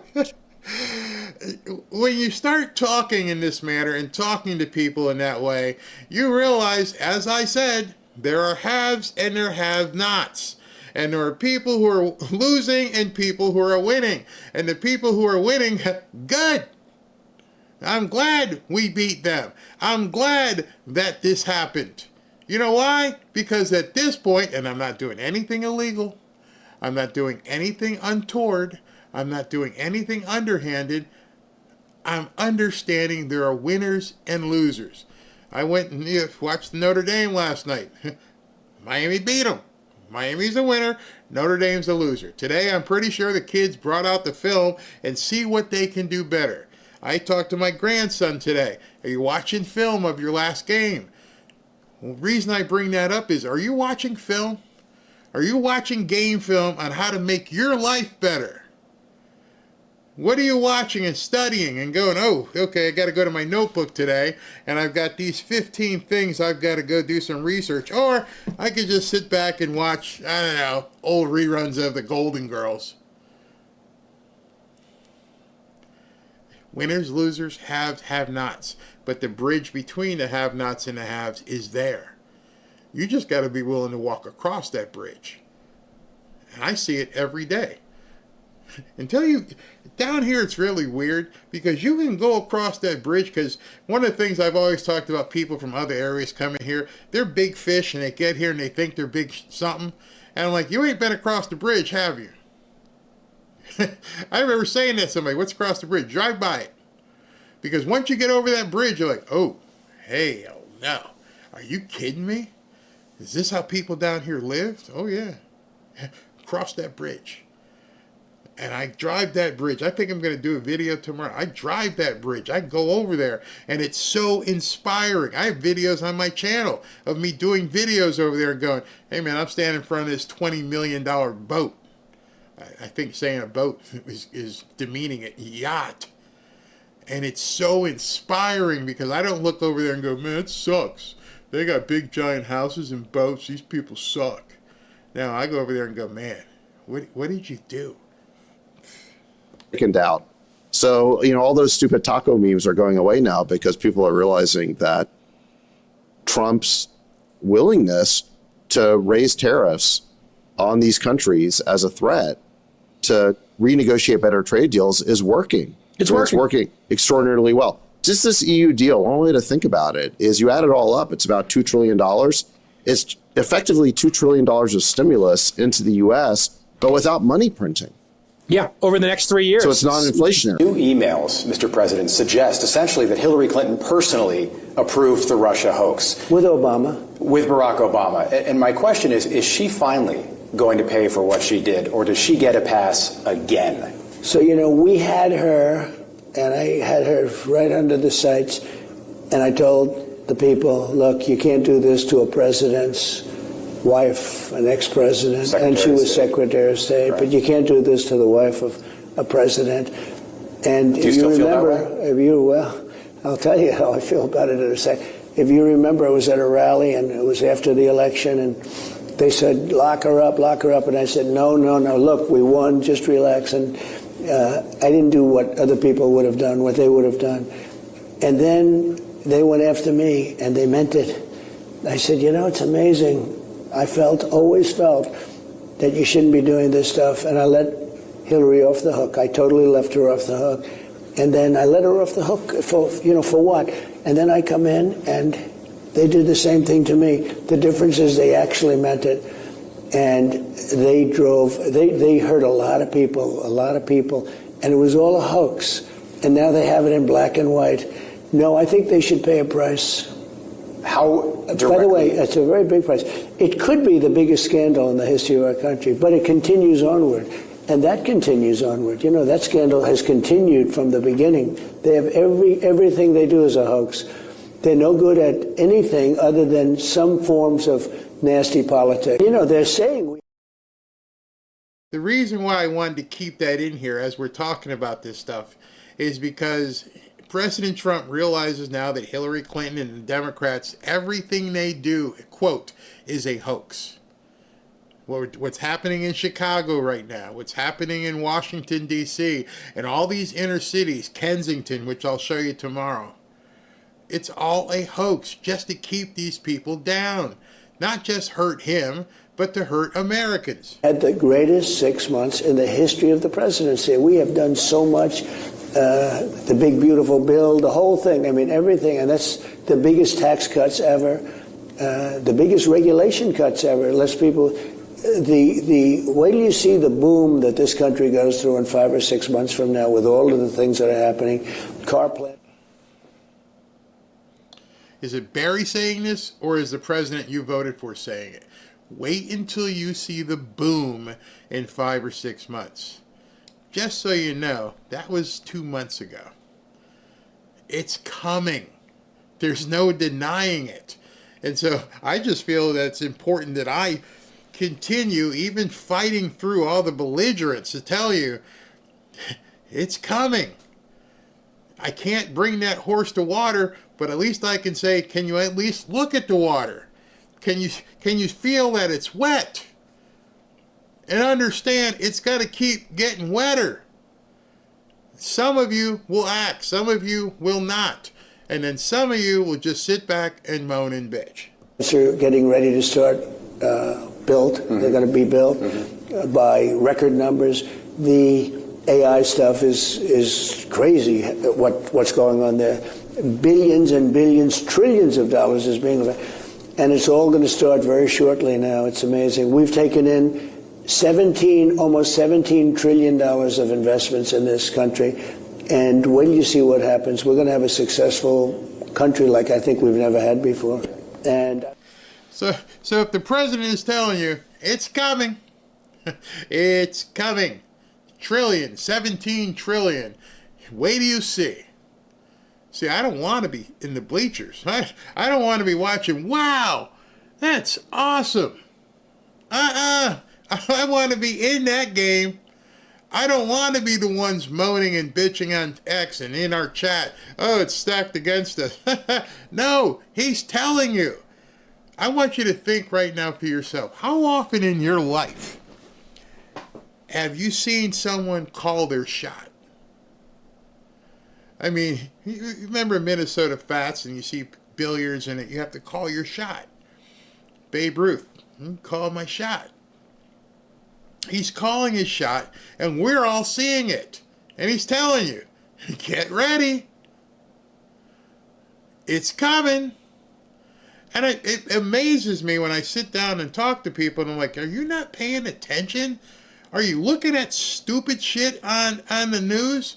Are you looking at podcasts who tell you stuff that has nothing to do with your personal future? Okay, I'll keep doing that too, but I want people to understand, hey man, you know what I'm focused on? This guy. I would assume that was why he was there. I want to release everything. I just don't want people to get hurt. You can't have people associated. First of all, the files were run by some very bad people and very sick people like Comey and Lisa, the whole group, all those people in that office. They ran those files for 4 years. And if they were going to use the files, they would have used it before my election, because unless they're stupid, which to a certain extent. And I kept that in because that's an example of what I'm saying. They're focused over here. They're abstiniacs. They're worried about this, and I'm like, none of that's going to help you. Yes, we do want to see these kids found and people to pay retribution for what they've done to these kids, but that we don't control any of that. What you control is what you control. I know that sounds weird, but I want to show you this video. I mentioned Patrick Bet-David's podcast. And here's a perfect example of the people who are naysayers and have too used to getting trophies for everything. The Entitlement group.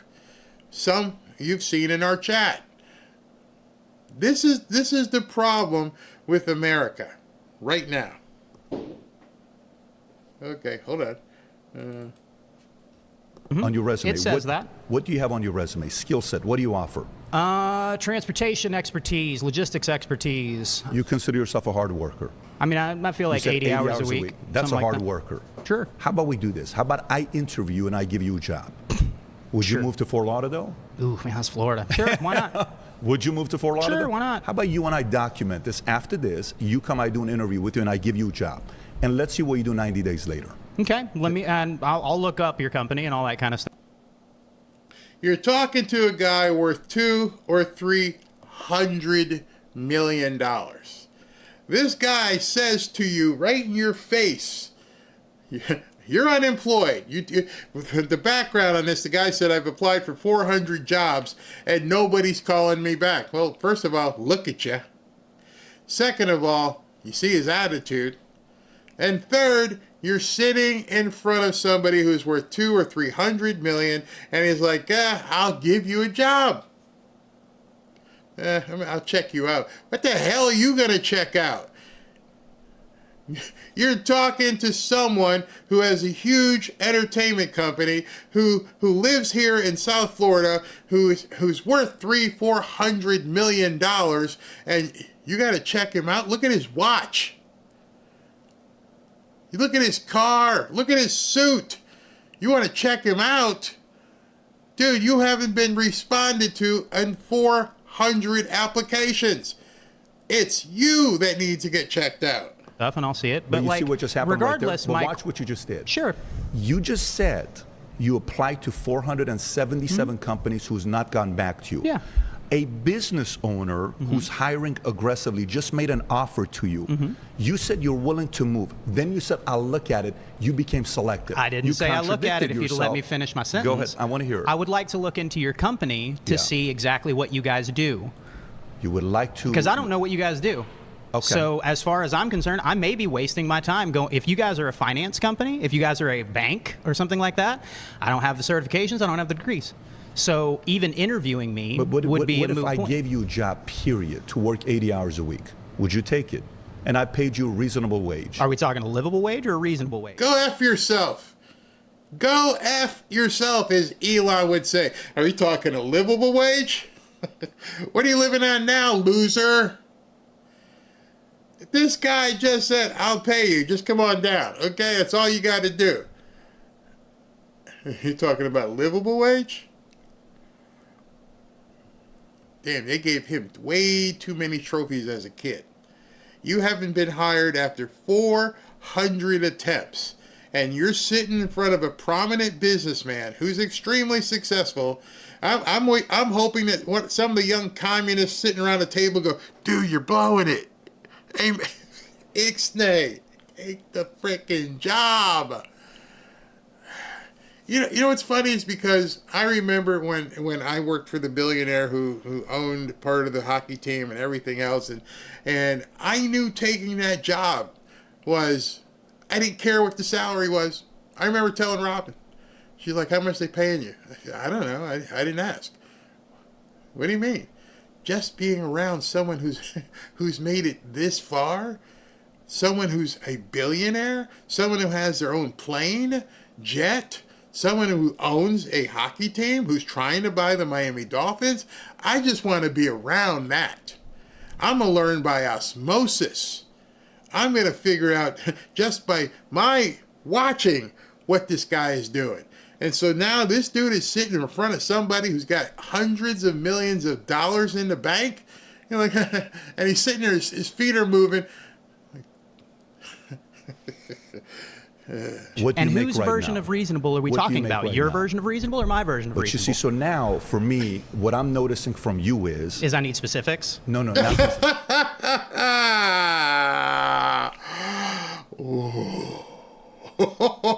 We're in trouble.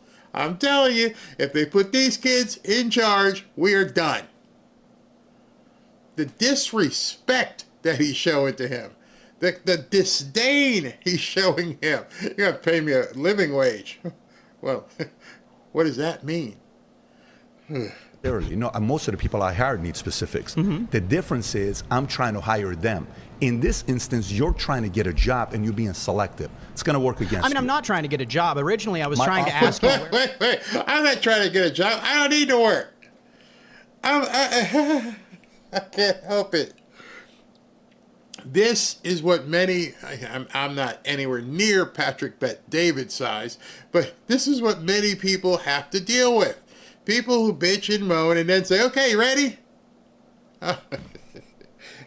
You realize he can get up, go outside, get on the limo, take him to his jet and fly home and never even think of you ever again. and you have this opportunity. And I'm looking at some of you guys here in the chat, and what was funny is where this was posted, there were all kinds of people in the comments. I'll take it. I'll take it. I'll take it. I'll take it.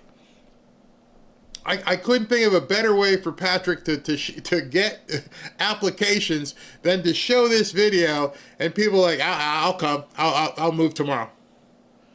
And that warmed my heart. There were so many people like, I'll take it. I'll take that.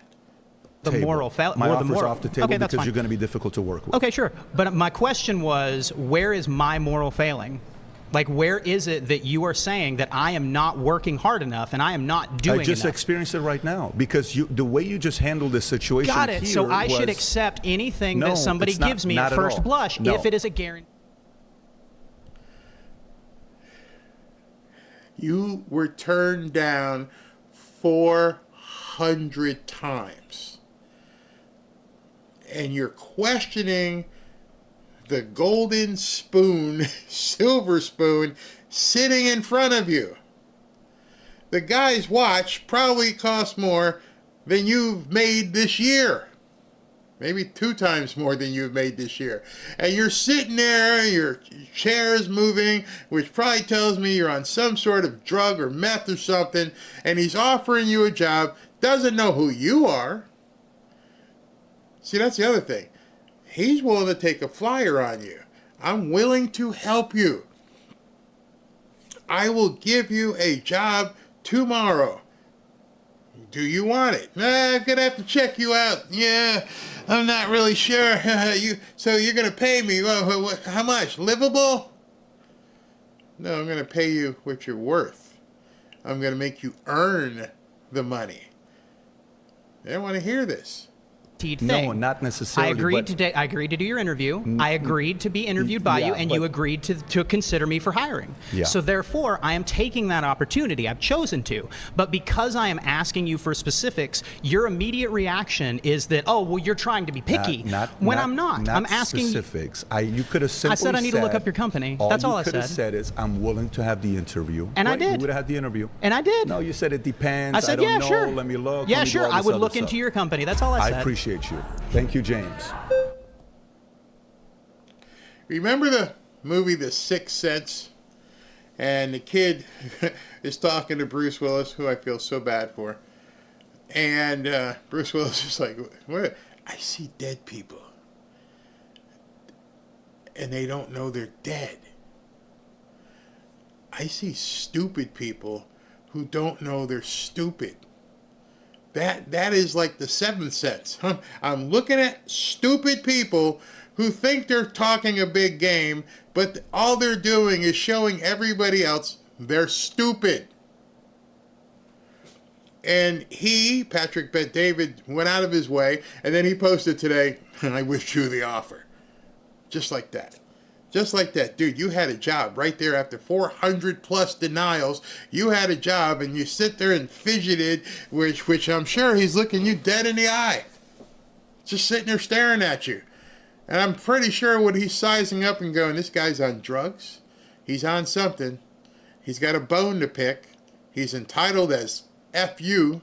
He was one of the most entitled people I've ever seen. But then I saw the other ones he interviewed in that round table with the red flags, all these commies. And it was incredible. And I'm like, what are these people doing?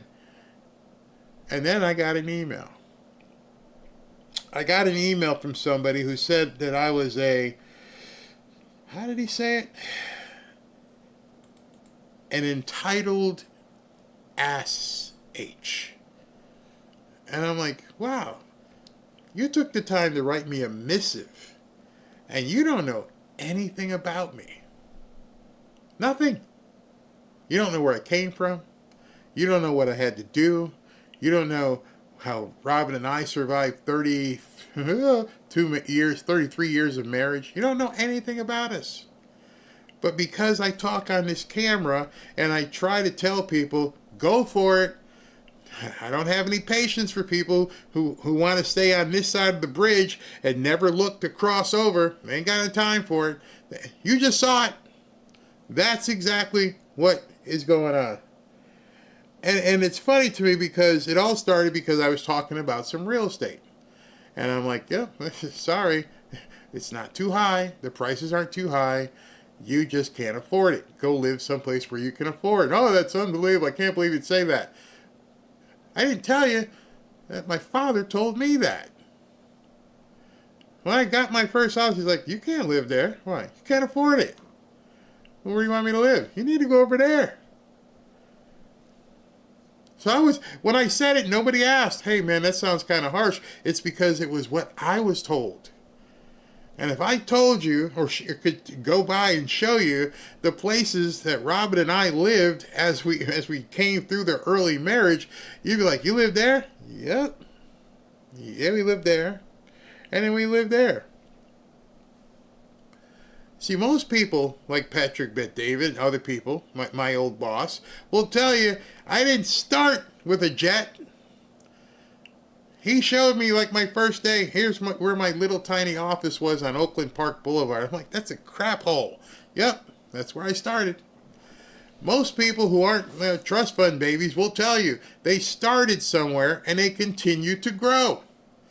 They didn't make excuses. They didn't say the game is rigged, things are too high, they're overpriced. No, they went and did it.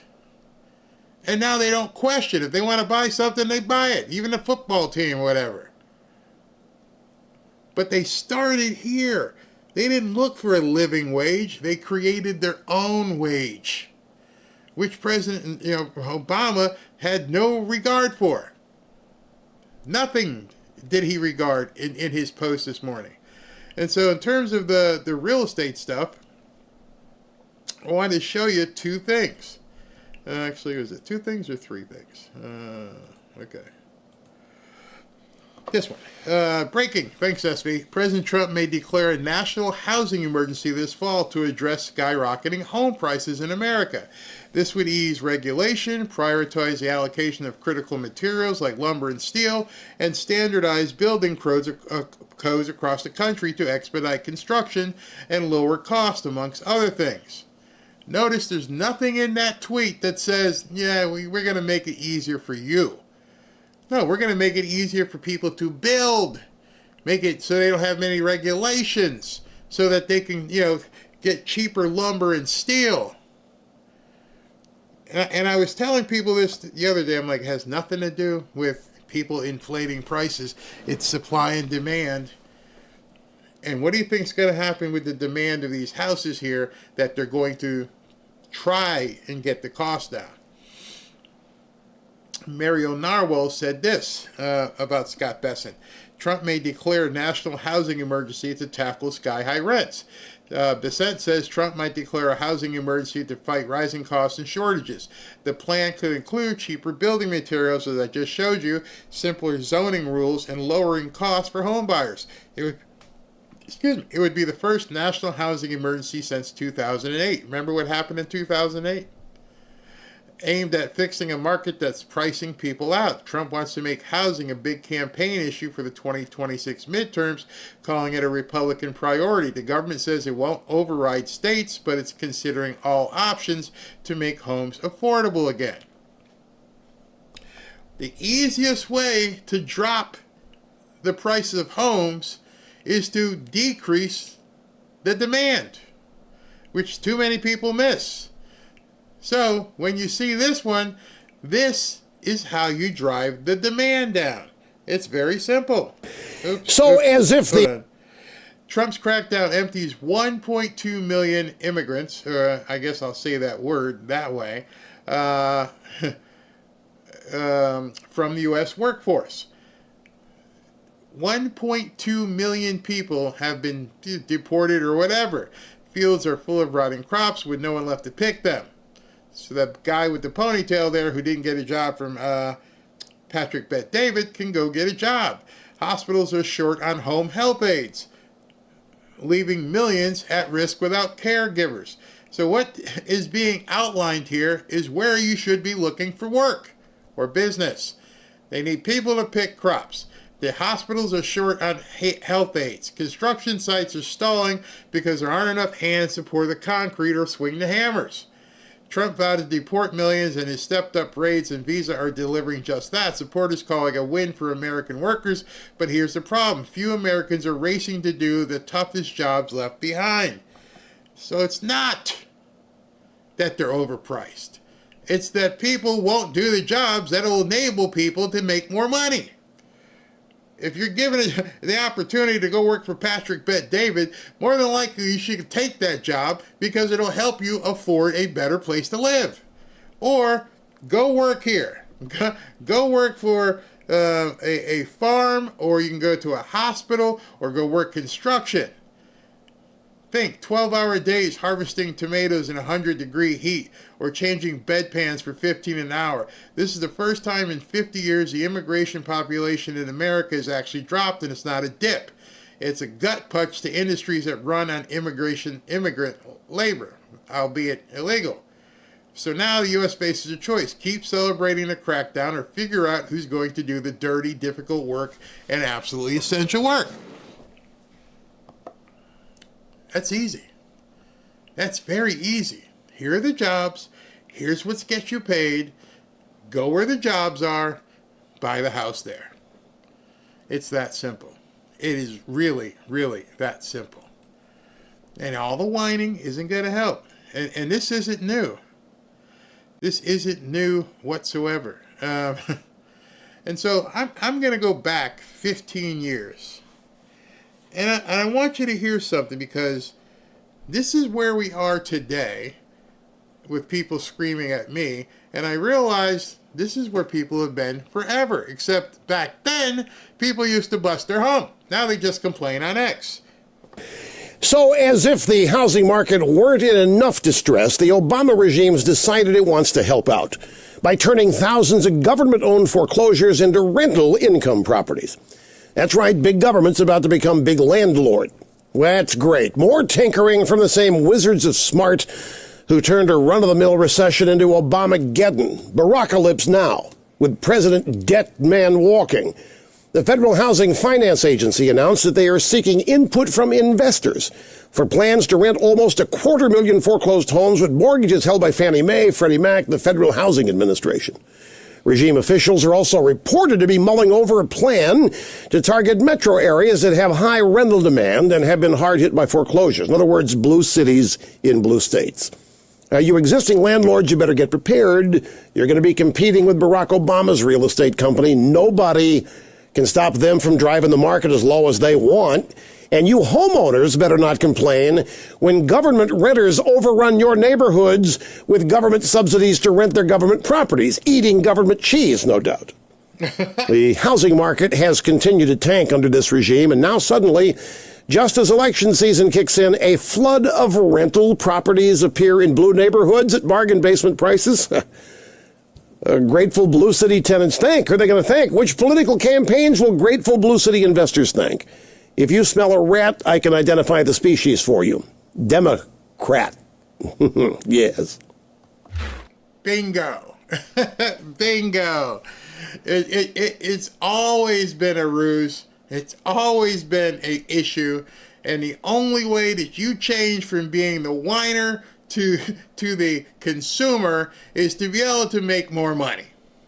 And if you want to make more money, then people like the interview with Patrick Bet David have to understand you got to do what you got to do. Nobody's going to give it to you. I understand Powerball tonight's like $1 billion, whatever. Man, good luck with that. Outside of winning Powerball, everybody else has got to roll up their sleeves, do a nut check, and get to work. Does that sound harsh? Yeah, it does. But it only sounds harsh to people who want it given to them.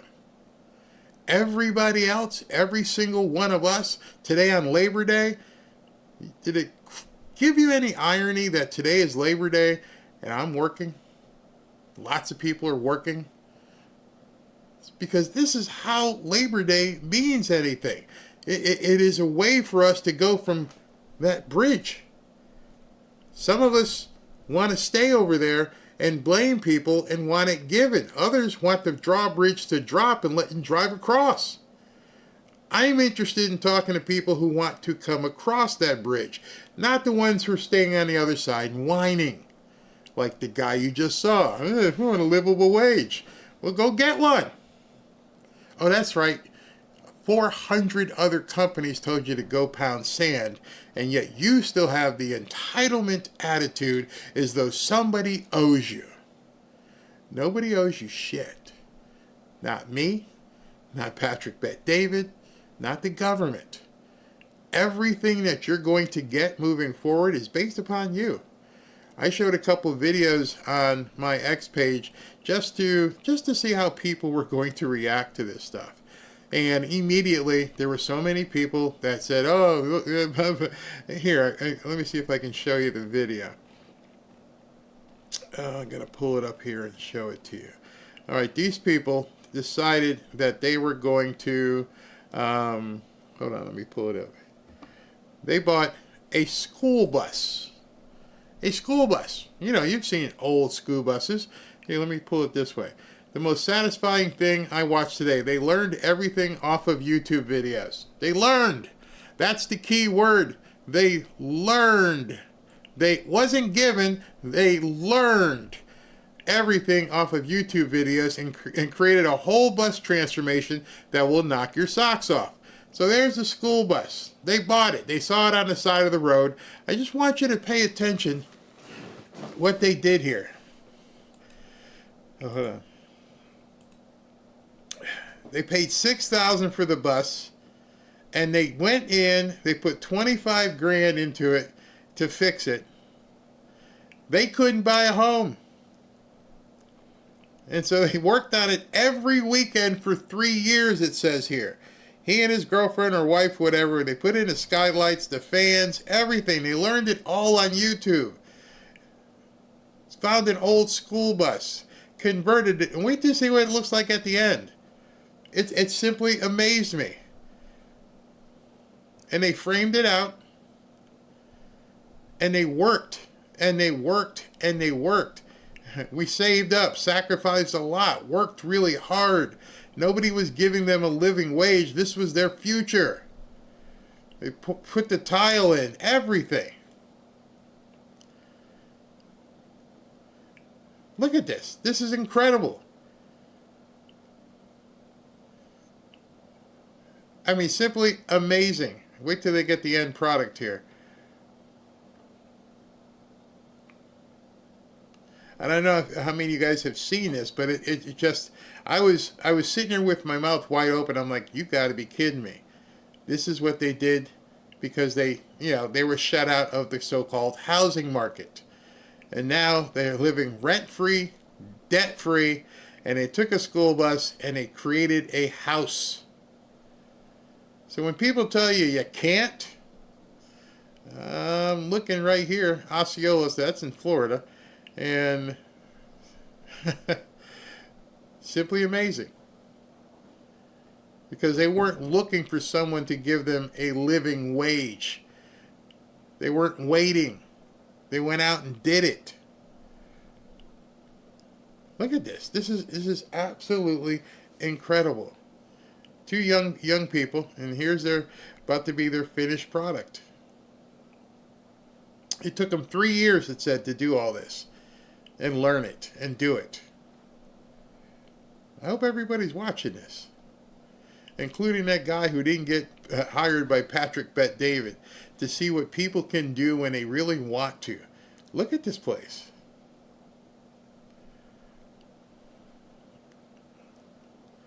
I mean, it's simply amazing. And that's their bus. Turned into a home. Wow. Now we're debt-free, rent-free, and traveling the states, doing whatever they want to.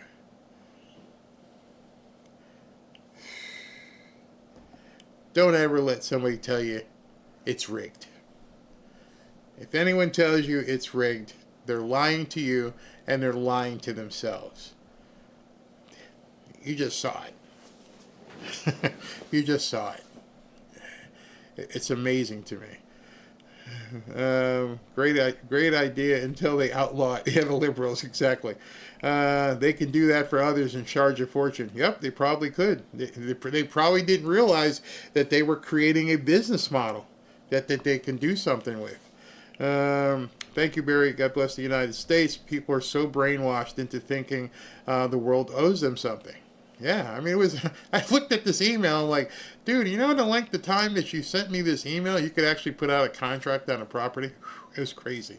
Human ingenuity. Yeah, it's crazy. What's that? Where does that say? 30? Was it? Missions don't count in most states. I don't know the details of it. I just saw it and went, that's crazy. I built a cool van back in the 70s. I've seen that video. There's actually another one where the kids pitched in too. 3 years is too long. For who? For who? I'm fixing it. It fires me up with my ideas for my own situation. Love how people fight, and there's a before and an after. Wonderful. Yeah, absolutely. So my only point with showing you guys that was just to say, after I got that email today where people said, I was, oh, what did he call me? I think he called me a rich a-hole or entitled a-hole, and I'm like, you have no idea what we've been through. You have no idea. But I'll tell you one thing, I buddied up to this billionaire and said, show me. What do I need to know? Dude, you got a jet? You want to buy the Miami Dolphins? You got that kind of bank? Show me. Find someone and ask them to show you. Got to have time and patience. You're exactly right. All right, so let me do super chats and call it a Labor Day. Tomorrow we should be back to regular business, meaning a daytime show. I know yesterday I was like, hey, let's do a 1 o'clock show, and I forgot it was Labor Day and that nobody would be around. And of course, nobody was around, including President Trump. By the way, he's alive, and it's crazy. All right. Thank you, SV and the mods, for everything you guys have done. Let me do this. Starfleet, I was never comfortable staying in low-paying jobs. It was my goal to work until I could get a six-figure salary. It took me 30 years, but I achieved it. Awesome. Absolutely awesome. Shemaine Rondon, Barry, you're my go-to for news and commentary. Thank you. Vincent Moore, thank you, Barry and mods, for all you do. Happy labor, everyone. Yep, you too. Buddy Sanders, I thought Chicago is a gun-free zone. It's illegal for regular citizens to own a firearm. Yep, sure is. Just like out in L.A. Tinley, the Dems can only think about votes, power, not safety. Exactly. Redeemed Patriot, don't mean to sound shallow, but who pays for the medical bills for the Chicago people? You. If they don't have insurance, so indirectly you are. And that's not shallow. Kathleen, why does the Trump administration go on these networks anyway? Just have your own network oppressor. Yeah, I think he's trying to enlarge the tent. Mountain Goddess, what are politicians telling you? We don't need safety while they have security details and live in secure gated communities. Just think about how they feel about us, like we're not worthy of better lives, but they are. Exactly. Hey, Tommy, how you feeling? Hope you're feeling better. Her actions are tantamount to embezzlement. She has as much control over home loans as her own money, and the paperwork doesn't lie. He's talking about Lisa Cook. Actually, absolutely. Metalhead, Scott Pressler needs our help. Yes, he does. I'm trying to get him on. Edward Fogarty, Barry, may I request prayers from the Fanfare family for my ex-wife and 2 daughters. Oh, my goodness. Oh, my goodness. Wow. Yes, prayers up for you. Wow. And your 2 daughters? I hope you're staying strong, brother. Oh, man, that's awful. Awful. Tommy, all the egg on their faces from crimes, mistakes don't matter to them. They just say nothing except we're moving forward. It's time they pay. Absolutely. Vincent, where'd that go? Barry, love the show. I may not be in the game, but I'm the water boy. Got 2,000 in crypto and 1,000 in the NVIDIA. Thank you. You go. That's being in the game. Just another knucklehead. That guy doesn't want to work hard. Nope, that guy didn't want to work. And he was fidgeting.